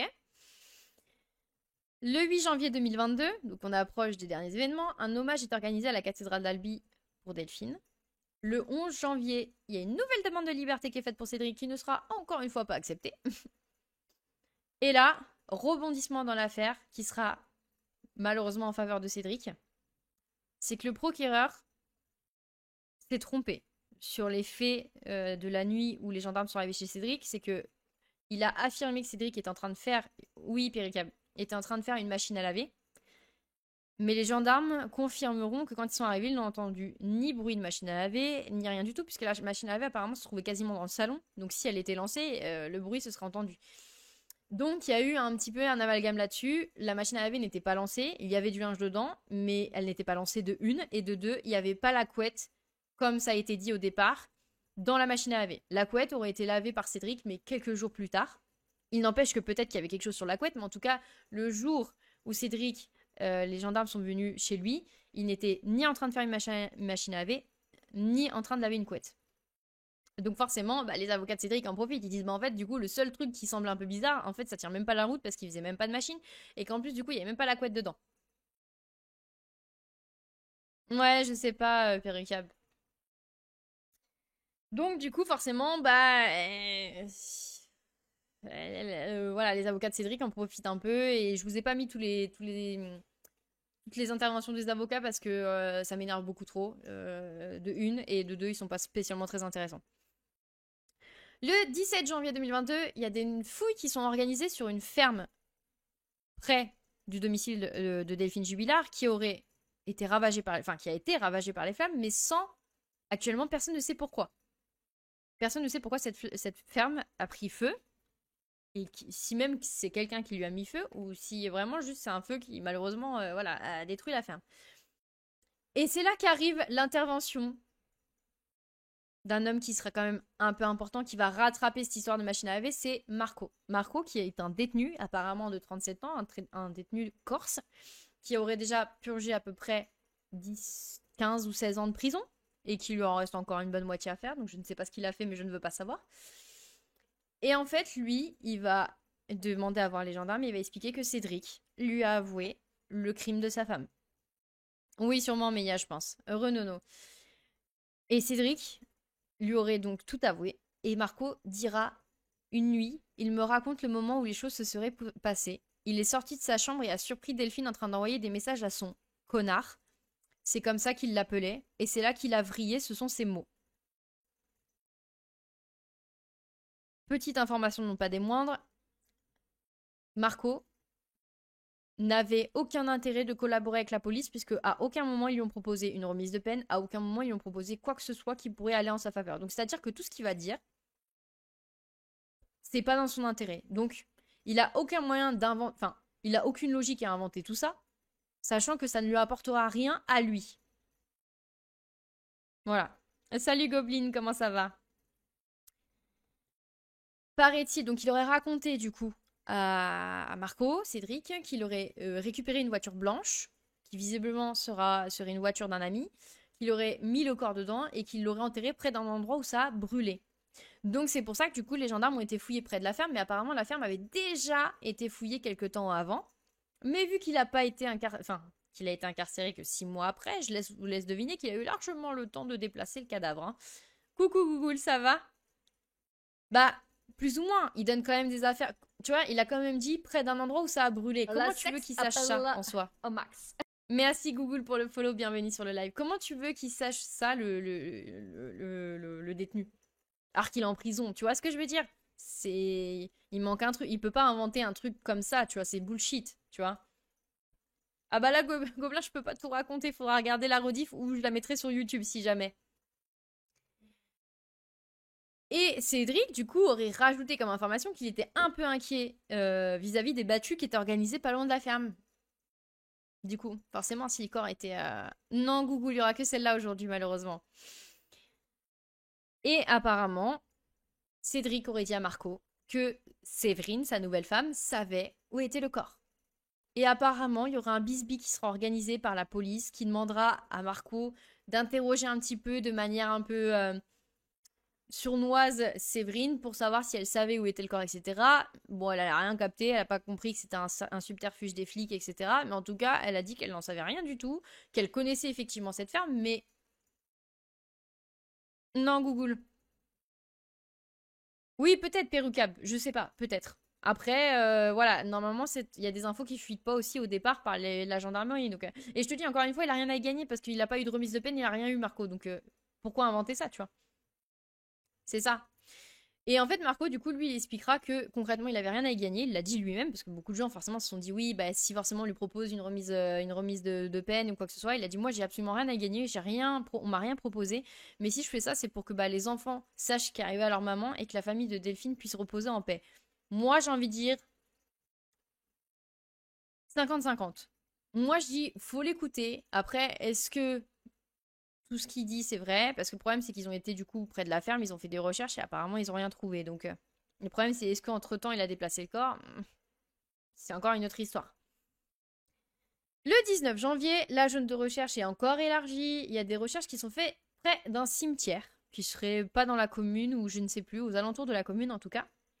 Et ils vont poursuivre les fouilles jusqu'au 31 janvier, mais ça ne donnera absolument rien. Pas d'indice, pas de corps, pas de sang, rien. Le 11 février, une nouvelle demande de mise en liberté est faite par les avocats qui sera à nouveau rejetée. Je remercie les juges qui ont rejeté parce que je pense que eux-mêmes sont persuadés de la culpabilité de Cédric et c'est ça en fait qui permet pour l'instant qu'il soit pas en liberté en train de gambader tranquillement pendant que sa femme est certainement morte quoi. Après, s'il est parti poser des questions, il y a forcément un truc d'arrangement avec la justice, c'est un coup classique des renseignements. Ouais, je sais pas, Perricab, on n'a pas trop d'infos là-dessus. En tout cas, lui, il dira qu'il n'a passé aucun accord avec la justice. En tout cas, il n'y a pas eu de remise de peine ni quoi que ce soit qui a été fait de son côté. Oui, c'est fait pour, Cost. Bienvenue. Le lundi 14 mars 2022, des drones sont à nouveau en train de survoler la commune pour espérer trouver autre chose, mais évidemment, ça ne donnera rien. Et la mère de Cédric dira vers cette période: Je découvre mon fils depuis 1 an maintenant. Je m'aperçois qu'en fait, mon fils, je ne le connais pas. Pour moi, c'était l'homme idéal, le père idéal. Il était travailleur, bosseur et franc. Finalement, je découvre tout le contraire. Oui, madame. Oui, oui, votre fils, c'est un échec cuisant. Oui, oui, oui. Oui, c'était une catastrophe. Ok. Nouveau rebondissement, nouveau mytho de Cédric. Il avait dit à la police que la nuit où sa femme a disparu, il avait mis son téléphone comme toutes les nuits en mode avion pour ne pas être dérangé. Il avait dit du coup qu'il était en mode avion et la police se rend compte que c'est un mytho et qu'en fait son téléphone a été éteint et que surtout son téléphone a été éteint complètement de 23h à 4h du matin, bizarrement pile poil le moment où sa femme a disparu. Putain. Ça va, merci Google. Tant mieux. Et là, en fait, il va expliquer qu'en fait, quand il est parti promener son chien, et bah, son téléphone s'est éteint parce qu'il avait plus de batterie. Et que quand il est rentré, il l'a mis à charger, mais après, il l'a mis en mode avion. C'est du mytho. Les experts savent que c'est du mytho. Voilà. C'est un mensonge. Voilà, c'est un mensonge. C'est encore un, j'ai envie de dire, nous sommes au 90e depuis le début de cette histoire.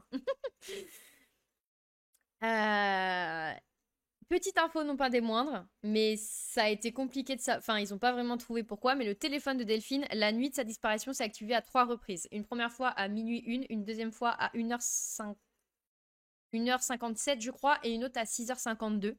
Donc, apparemment, sa première fois, ce serait WhatsApp qui se serait activé, mais après, les autres fois, ce serait juste une activation sur le téléphone, mais qui aurait dû forcément être faite par la présence de quelqu'un qui a déverrouillé le téléphone. Le problème, c'est que Cédric, à 6h52, il était avec la police. Donc, en théorie, il n'a pas pu toucher au téléphone de Delphine Jubilard pendant qu'il était avec la police. Et ça n'a pas été. Ils n'ont pas pu trouver plus d'informations là-dessus. Et c'est dommage, mais en tout cas, son téléphone s'est activé 3 fois. Est-ce que c'est Cédric? Est-ce que c'est quelqu'un d'autre? On ne saura jamais. Oui, oui, mais c'est grave ça. Non, mais tu sais qu'il se met dans la sauce tout seul. Incroyable le hasard. C'est ça, toujours incroyable. Hein. Quand c'est pas le coup de la panne, c'est le coup de la batterie. Comme c'est bizarre. Non, mais c'est ça. Oui, oui, un gros tracteur m'a trahi, vraiment catastrophique. Et là, les gars, et là, vous allez me dire, mais pourquoi ça apparaît que maintenant? Parce que les policiers s'en sont occupés que maintenant. Et oui, encore une fois, notre fameuse police incroyable, hein. Il y a une expertise qui est réalisée à partir du 26 avril 2022, soit c'est-à-dire quasiment plus de 2 ans, enfin, quasiment 2 ans après la disparition de Delphine, pardon. Parce qu'en fait, le jour où ils ont perquisitionné la maison des Jubilars, alors je sais pas si c'est la première, la deuxième ou la troisième fois, ils ont retrouvé les lunettes de Delphine Jubilard en pièces. C'est-à-dire qu'elles étaient éclatées. Et elles sont expertisées que maintenant. C'est-à-dire quasiment 2 ans après. Pourquoi?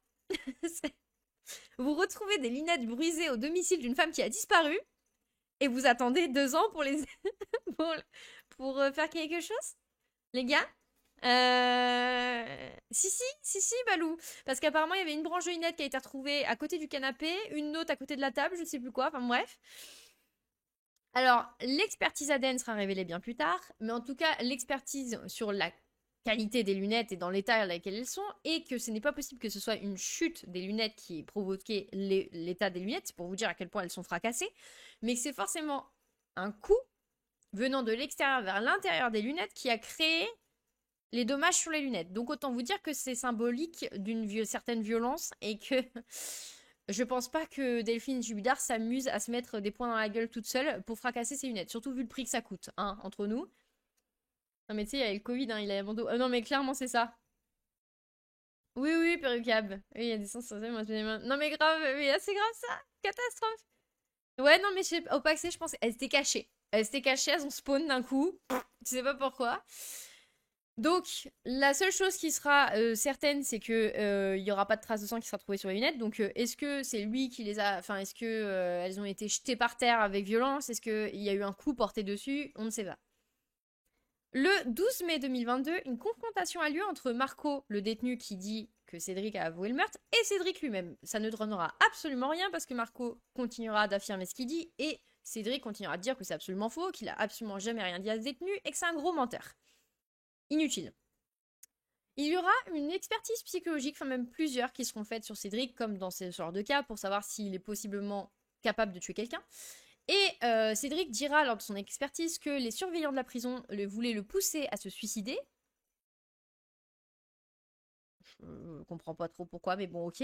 Et qu'il ne comprenait pas pourquoi il était placé à l'isolement, sachant qu'il n'avait tué personne, qu'il n'avait agressé personne, et que ce n'était pas un tueur en série. Oui, enfin bon, tu as quand même quelques petites casseroles au cul, quelques petits mythos qui te suivent, voilà, hein, quand même, je pense qu'on peut le dire. Le psychologue qu'il recevra, le psychiatre dira que quand il parle de son couple, Cédric ne prononcera pas une seule fois le prénom de sa femme. Et il expliquera qu'elle n'en pouvait plus.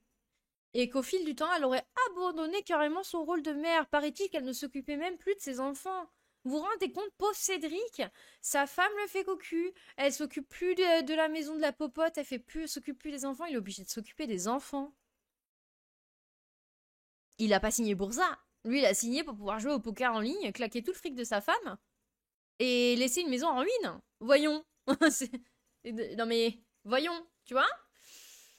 Il dira qu'il n'a jamais été violent avec Delphine, sauf une fois où il se serait un peu pris par les épaules. Un petit peu. Genre comme ça. Tu vois, un petit peu énervé, mais genre calme, tu vois. Petite violence gentille, tu vois. Bah oui, c'est ça. Matruid, malheureusement, il a dû éduquer ses gosses, quoi. Genre, elle a le bon dos. Non, mais vraiment, Balou, vraiment. Tout le long, il va dire que c'est elle qui a abandonné ses gosses, que c'est elle qui l'a trompé. C'est la victime, finalement, dans l'histoire, tu vois. Ah, tiens, les épaules. Les fameuses épaules. Mais il me semble qu'en plus, Cédric, il était impuissant au pied et sa femme. Alors, oula, alors. Je pense que Cédric a assez de casseroles au dos pour qu'on rajoute le fait qu'il sait pas ken sa femme, hein. Je pense qu'entre le fait qu'il était feignant, immature, qu'il claquait tout le fric, qu'il était feignant et qu'il ne s'occupait pas des enfants ni de sa femme, on va peut-être laisser ça de côté et dire qu'on n'a pas de preuves, ok? Peut-être ça se trouve, c'était... On va lui laisser ça. Laissez-lui ça, le pauvre. Parce qu'il a déjà pas grand-chose pour lui. Si en plus on lui rajoute le fait que c'est une catastrophe, le pauvre, laissez-le. Laissez-le, c'est une catastrophe déjà, on laisse. Laissez Cédric. RIP le petit zizi à Cédric, quoi. Laissez-le tranquille. Et donc il explique que pour lui, vu que la situation était dite compliquée et difficile pour Delphine en globalité, elle se serait barrée. C'est le terme qu'il a utilisé et que elle aurait pris voilà, juste son téléphone, pas de vêtements, pas d'enfants, pas de papier identitaire, rien, et elle se serait cassée. Bien sûr. Mais oui, Matruid, pauvre de lui, voyons, c'est trop dépendant de s'occuper ça. Mais c'est ça, Balou, c'est ça le problème, c'est que ça demande beaucoup d'énergie et il en a pas, il a déjà pas d'énergie pour faire sa maison. Il en a pas pour faire sa femme non plus. Oh, c'est horrible, excusez-moi, pardon. L'analyse du psychiatre révèle que c'est un homme sûr de lui, égocentrique, arrogant, qui a une autre opinion de lui-même, qu'il n'est jamais déstabilisé et qui n'a absolument aucun sentiment de culpabilité concernant l'affaire, puisque lui, il estime qu'il n'a absolument rien fait. Voilà.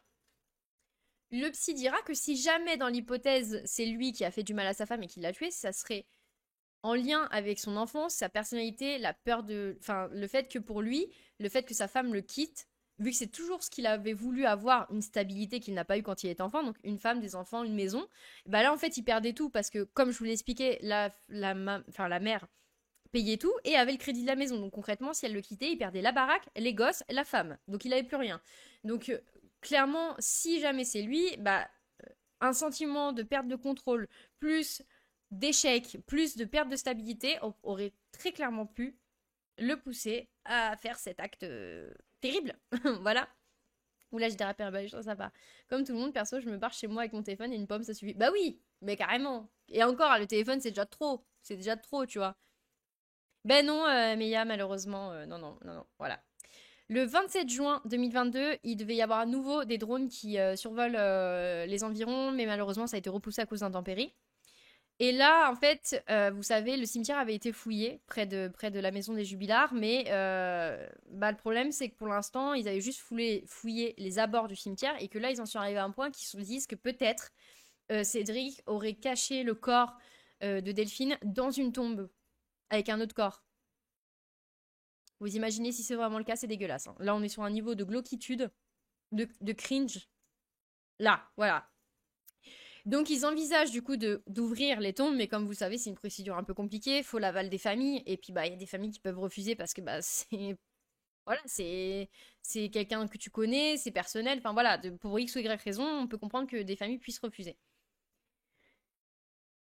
Et quand le cimetière a été fouillé, une première fois, un proche de la famille dira qu'il a eu une conversation avec Cédric. Je vous laisse écouter la suite. Il a l'air de bien connaître les lieux, il me montre les joints des tombes du cimetière, il me fait un cours sur les joints propres, sales, etc. Et me dit eh oui, je m'y connais malheureusement. Il y a une tombe sur laquelle il me demande de l'aider à l'ouvrir. Il a ouvert le tiroir d'une tombe et s'est mis à rire et m'a dit merci. Maintenant il y a mes empreintes et les tiennes. Et il a rigolé. Coucou Teja. Donc le mec, il est cringe à ce point-là. C'est-à-dire au point de faire ça pendant une recherche de sa femme potentiellement morte.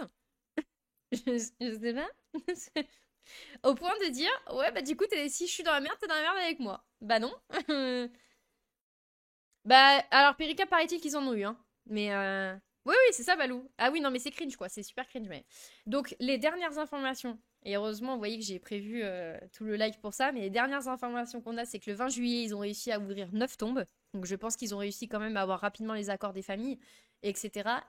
Il y aura rien dans ces tombes-là.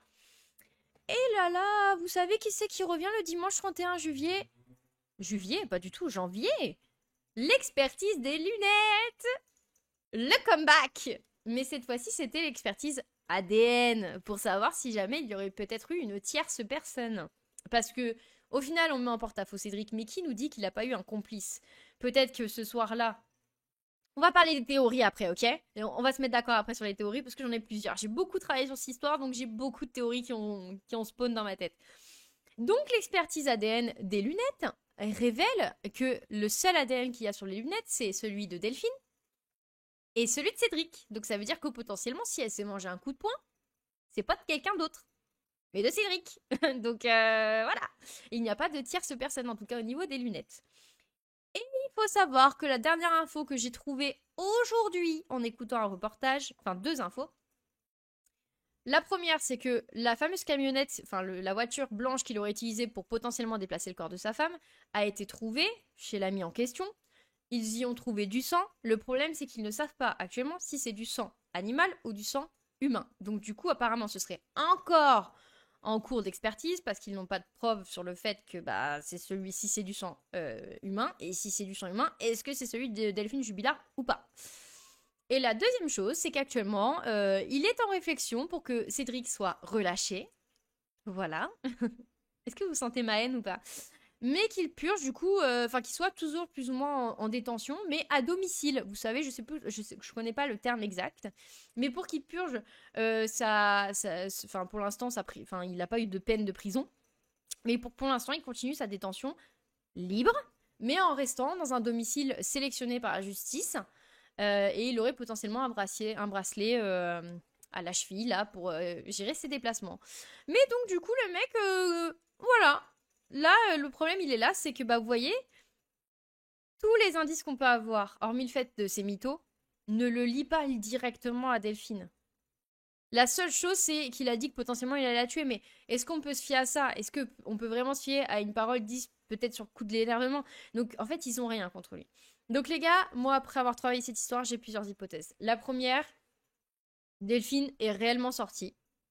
Peut-être qu'ils se sont disputés, qu'elle est réellement sortie prendre l'air. Elle s'est dit peut-être que voilà, peut-être qu'elle s'enfile un truc vite fait, un jogging, un t-shirt, voilà, un truc qui s'enfile vite. Elle s'est pris la tête avec lui et elle a décidé de se promener jusque sur les 200 mètres où le chien a pu pister son odeur. Elle est partie se promener et malheureusement, effectivement, mauvaise rencontre et elle s'est fait enlever. Est-ce qu'elle est morte ou pas morte, j'en sais rien, mais en tout cas, peut-être qu'elle s'est fait enlever.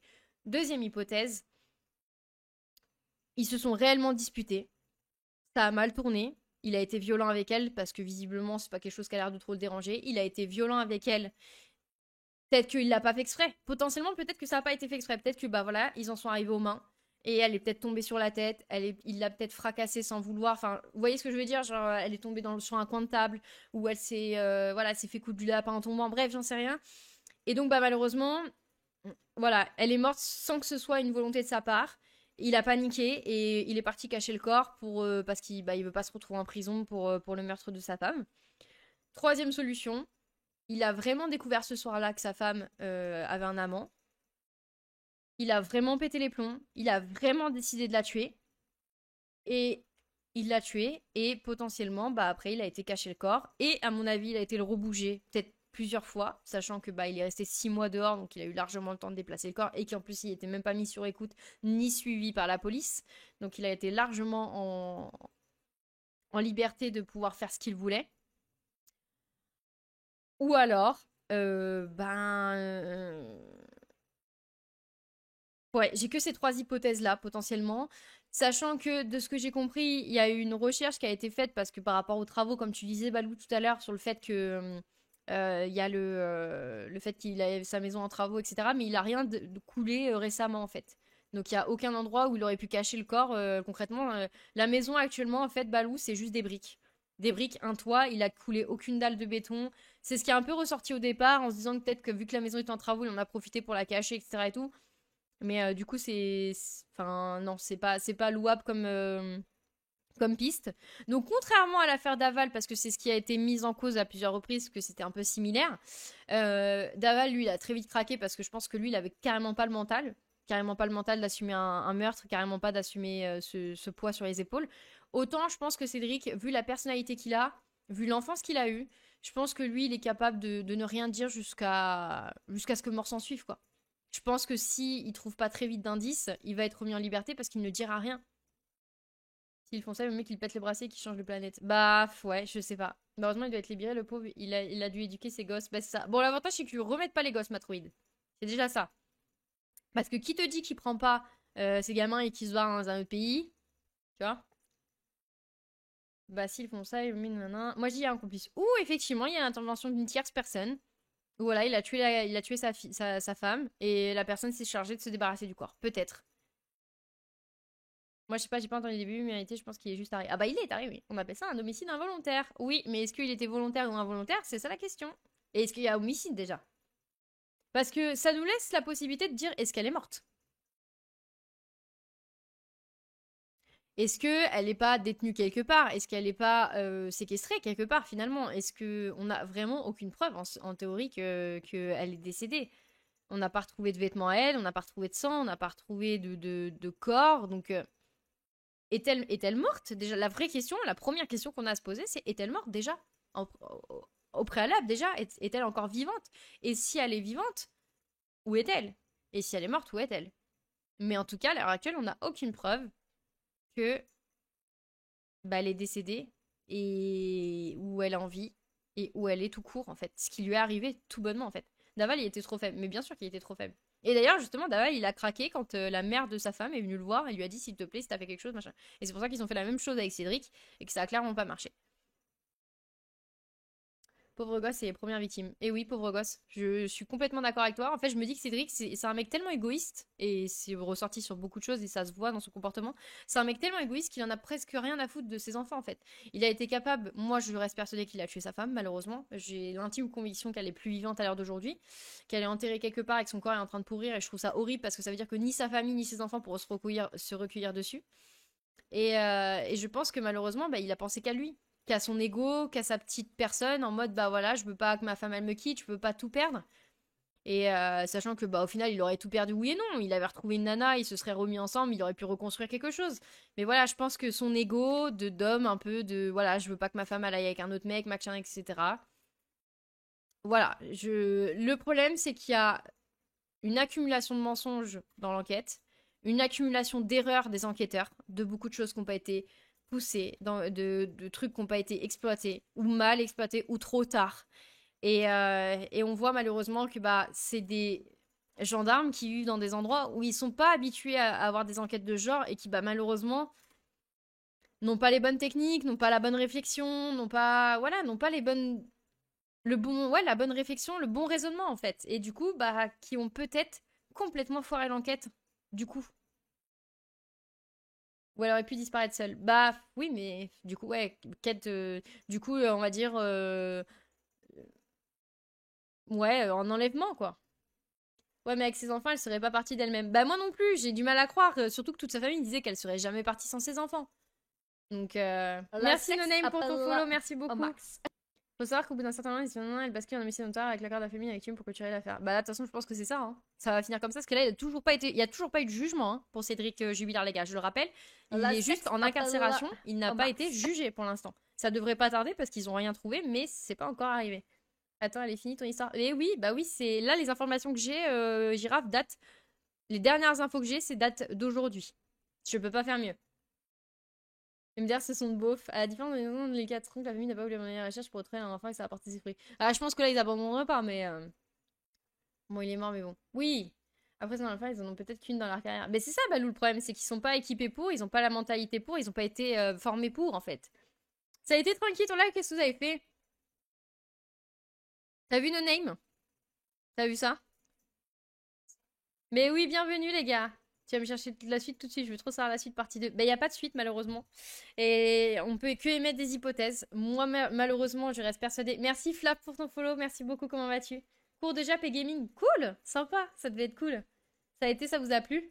Et là, je vais poser mon casque CRS et je vais aller retrouver la Gibla. Mais franchement, il n'y a pas de date de procès. Non. Pour l'instant, mais il y a, en fait, ils essaient de trouver d'autres indices. Le problème, c'est qu'ils ont rien. Et ils essayent un peu de faire perdurer avec les mensonges de Cédric, avec les témoignages de ci et là, mais le problème c'est que ça va durer un temps et qu'à un moment donné, effectivement, ils vont pas avoir le choix de faire un procès en fait. Le problème c'est que j'ai peur que bah il sorte acquitté parce que bah il y a rien qui le lie directement à la disparition de sa femme. Que dalle, vraiment. Même sur lui, dites-vous que même lui, il a été enfin qu'il a été, ouais je sais pas expertisé, je sais pas si on peut dire ça, mais il n'avait rien sur lui parce qu'on se dit que potentiellement s'il a tué sa femme de ses propres mains, bah il aurait eu La des sexe marques sur appelle lui parce que sa au femme se serait max. débattue, parce que des marques de sa peau sous d'ADN de Delphine sous les ongles si elle l'avait agrippé ou des choses comme ça. Il a rien, il a pas de marque de comme quoi elle s'est débattue ou elle aurait pu essayer de se défendre en fait. Il a rien sur lui, il est propre sur lui. Moi, j'arrive à un stade où je me dis que peut-être il a attendu qu'elle dorme et qu'il l'a étouffée dans son sommeil ou qu'il l'a étranglée pendant son sommeil pour ne laisser aucune trace ni de sang ni parce que bah oui tu te débats mais t'es à moitié endormi donc tu te réveilles mais tu sais pas trop où t'es enfin voilà donc il a pu réussir à éviter des marques et donc bah en fait je me dis là j'en suis arrivée à un stade où il a peut-être fait ça entre guillemets pendant qu'elle dormait donc c'est encore vicieux plus et qu'au moins bah ça laisse ni sang ni marque ni de traces dans la maison d'objets cassés ou quoi que ce soit et voilà après il a été enterré le corps et basta quoi. Bah tant mieux, Flaf. Et merci Maya pour ton follow, merci beaucoup.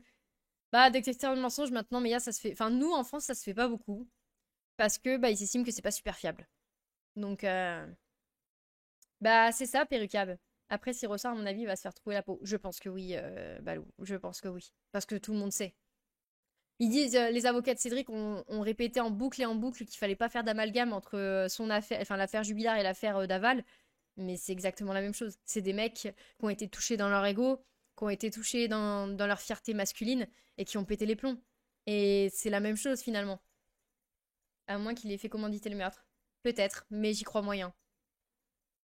Il a rejoint du connaît. Ah, c'est cringe ça, j'avoue. Alix, je pense pas, c'est pas un parrain de la mafia. Ouais. Il a bien joué son jeu. C'est absolument pas fiable et détecter un mensonge. Bah, c'est ça le problème en fait. Je sais qu'aux US, ils font beaucoup ça. Vous savez, moi, c'est ce que je disais. Après avoir travaillé sur cette enquête, j'ai travaillé plusieurs jours, comme je vous ai dit, vraiment pour vous expliquer ça du mieux que j'ai pu avec tous les détails que j'ai pu trouver. Ce qui me fait le plus peur dans ces histoires, en fait, les gars, c'est que je me dis, que c'est des hommes qui ont une vie normale, qui n'ont pas de casier judiciaire, qui n'ont pas été spécialement violents dans leur vie. Mais je me dis que c'est des hommes, ou des femmes d'ailleurs, hein, qui sont normaux et qui en fait du jour au lendemain vont être capables de faire le crime parfait. Regardez Dupont de Ligonnès, les gars. Dupont de Ligonnès, c'était un mec qui avait pas de casier, qui était droit dans ses chaussettes, qui avait un boulot, qui avait une famille, enfin voilà, qui était croyant, pratiquant, enfin vraiment le mec sans histoire, tout à fait normal, que les gens pouvaient apprécier, voilà. Et tu dis, du jour au lendemain, il a été capable de tuer toute sa famille, de laisser aucune trace et de s'en aller. Et qu'il soit introuvable. Et je me dis, c'est des mecs qui n'ont jamais tué quelqu'un, qui n'avaient jamais eu de casier avant. Et tu te dis, derrière, t'as des tueurs en série, des mecs qui font ça tout le temps, qui vont commettre des erreurs et se faire retrouver. Vous imaginez un peu? Et là, je me dis, Cédric Jubilard, il a trouvé le moyen de faire le crime parfait. Parce que pour moi, je reste persuadée qu'elle est décédée. Et le problème, c'est que il a fait le crime parfait parce que personne ne sait où sa femme. Il n'y a pas d'indice. Il n'y a pas de corps. Il n'y a pas de scène de crime. Il n'y a pas de sang. Il n'y a pas d'ADN. Il n'y a rien. C'est le néant. Il a rien laissé traîner. Absolument rien. Et en même temps, tu dis, mais est-ce que la police l'a pas aidé? Parce que 6 mois libre après la disparition de sa femme, mais ça vous en laisse du temps, 6 mois pour déplacer un corps, pour le brûler totalement, pour l'enterrer avec de la chaux, pour vraiment qu'il se dégrade plus vite, pour l'emmener même dans une autre ville, le déplacer à des kilomètres. Il a été tellement libre de temps pour faire ce qu'il voulait. Enfin, c'est insane. Merci Harley Quinn pour ton follow et bienvenue sur le live. Regarde Fourniret. C'est pas un tueur, ça, c'est juste qu'il avait le statut social et la fierté la plus importante. Et la fierté plus importante que la vie de sa propre vie. Mais c'est ça, hein, c'est ça, hein. Mais je trouve ça ouf qu'il ait pas été soupçonné de suite, en fait, ou mis sur écoute. Ben, c'est ça. Il y a beaucoup de trucs qui ont été trop laissés. Je pense qu'il, justement, en fait, il y a eu un peu une pression qui s'est mise en mode faites pas d'amalgame avec Daval. L'affaire Daval, ça se trouve, c'est pas du tout ça. Peut-être qu'elle s'est vraiment fait une mauvaise rencontre et que vraiment il y est arrivé une mauvaise chose sans que ce soit lié forcément à son mari. Et le problème, c'est que du coup, je pense qu'ils ont été sur des mauvaises pistes trop longtemps et qu'ils ont laissé la bonne piste, ne pas laisser de traces, tout simplement. Ben oui, mais... Bah ouais, je sais. Mais il y a eu des grosses lacunes. Et je suis étonnée que la famille Jubilard ne soit pas si... comment dire énervée que ça contre la justice. Parce que moi, pour le coup... J'aurais fait remonter dans des interviews que l'enquête avait été mal gérée, qu'elle était mal gérée et qu'il y avait eu beaucoup trop de trucs laissés au hasard. Et je pense que c'est pour ça qu'ils ont voulu se constituer très vite partie civile, en fait. Parce qu'ils se sont vite rendus compte, je pense, que ils avaient pas les bonnes infos et que eux, peut-être en fonction des infos qu'ils auraient, ils pourraient peut-être faire mieux que la police. Et pour le coup, malheureusement non, mais... Mais du coup, ouais, ils ont laissé trop de trucs au hasard et le problème, c'est que derrière, l'enquête, elle est au point mort. Normalement, oui. Une fois que t'es constitué partie civile, Meya, t'es censé être au courant de toutes les avancées de l'enquête. Donc, normalement, oui. Normalement, oui. Encore une fois, je le précise normalement, parce que ça peut changer d'ici là, mais en théorie, voilà.